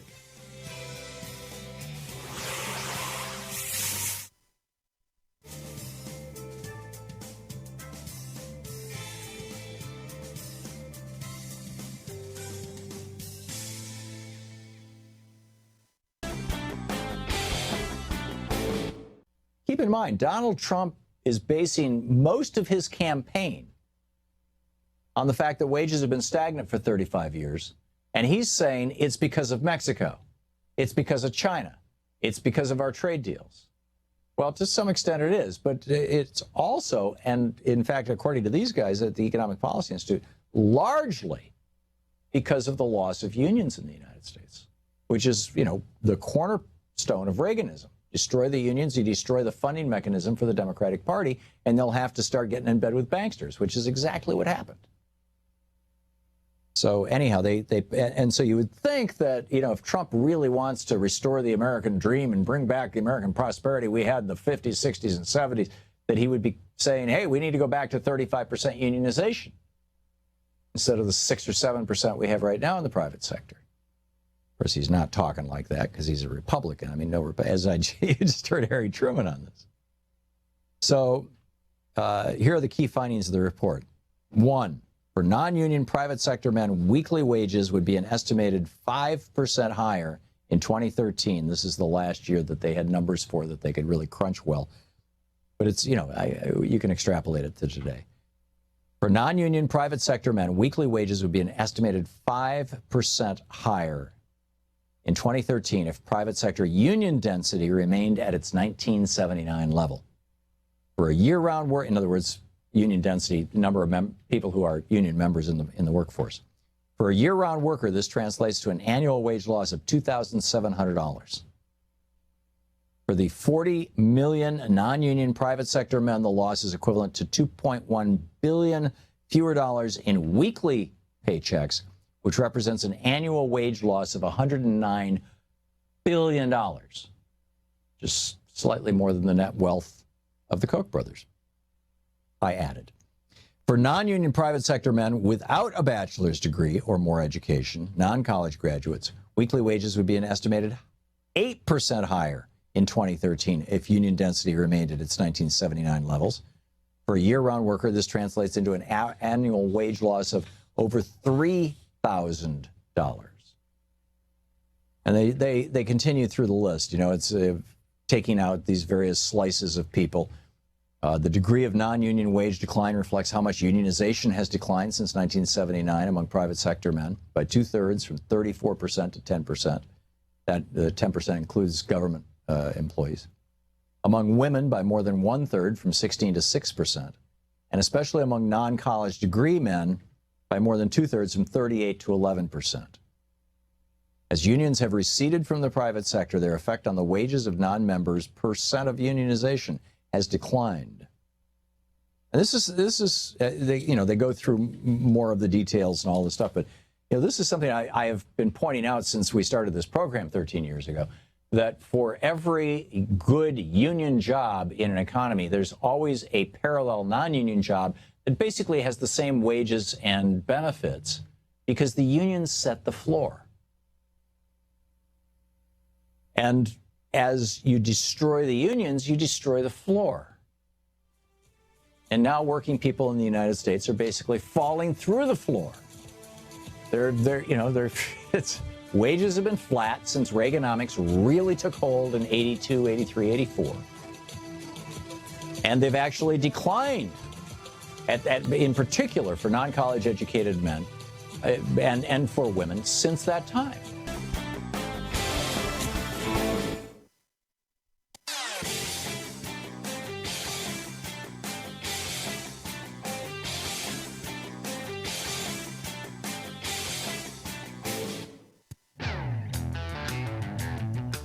And welcome back to the Thom Hartmann Program. A few more minutes left in the show. I'm Sam Sachs, filling in for Thom Hartmann.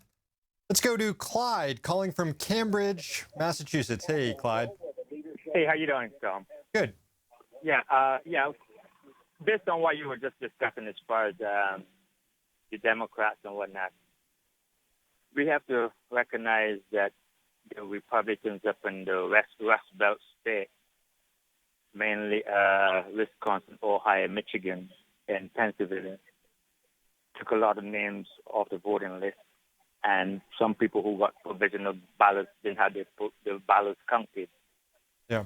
So those are one of the things that caused Hillary to lose the election also. Yeah, Clyde, sorry. I guess you had another point there. I accidentally dropped you. But yeah, you're touching on cross-check there that we've been talking about on the show here. Could have been a reason why Hillary Clinton ultimately lost the election here. All right. We are nearing the end of the show. Let me plug my stuff real quick. Again, my website, districtsentinel.com. Follow me on Twitter at Sam Sachs. And check out my nightly newscast. It's a podcast called District Sentinel Radio that you can subscribe to on iTunes or SoundCloud or Stitcher or TuneIn or however you listen to your podcasts over there. Also, check out patreon.com/District Sentinel and help fund independent journalism.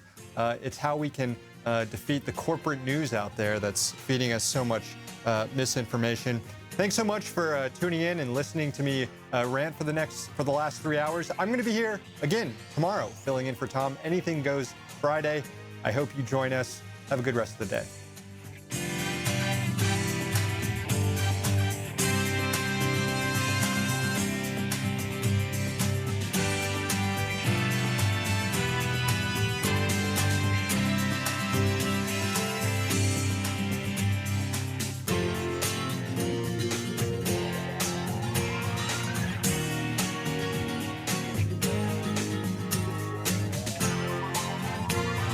You've been listening to Thom Hartmann. For audio and video archives, visit thomhartmann.com.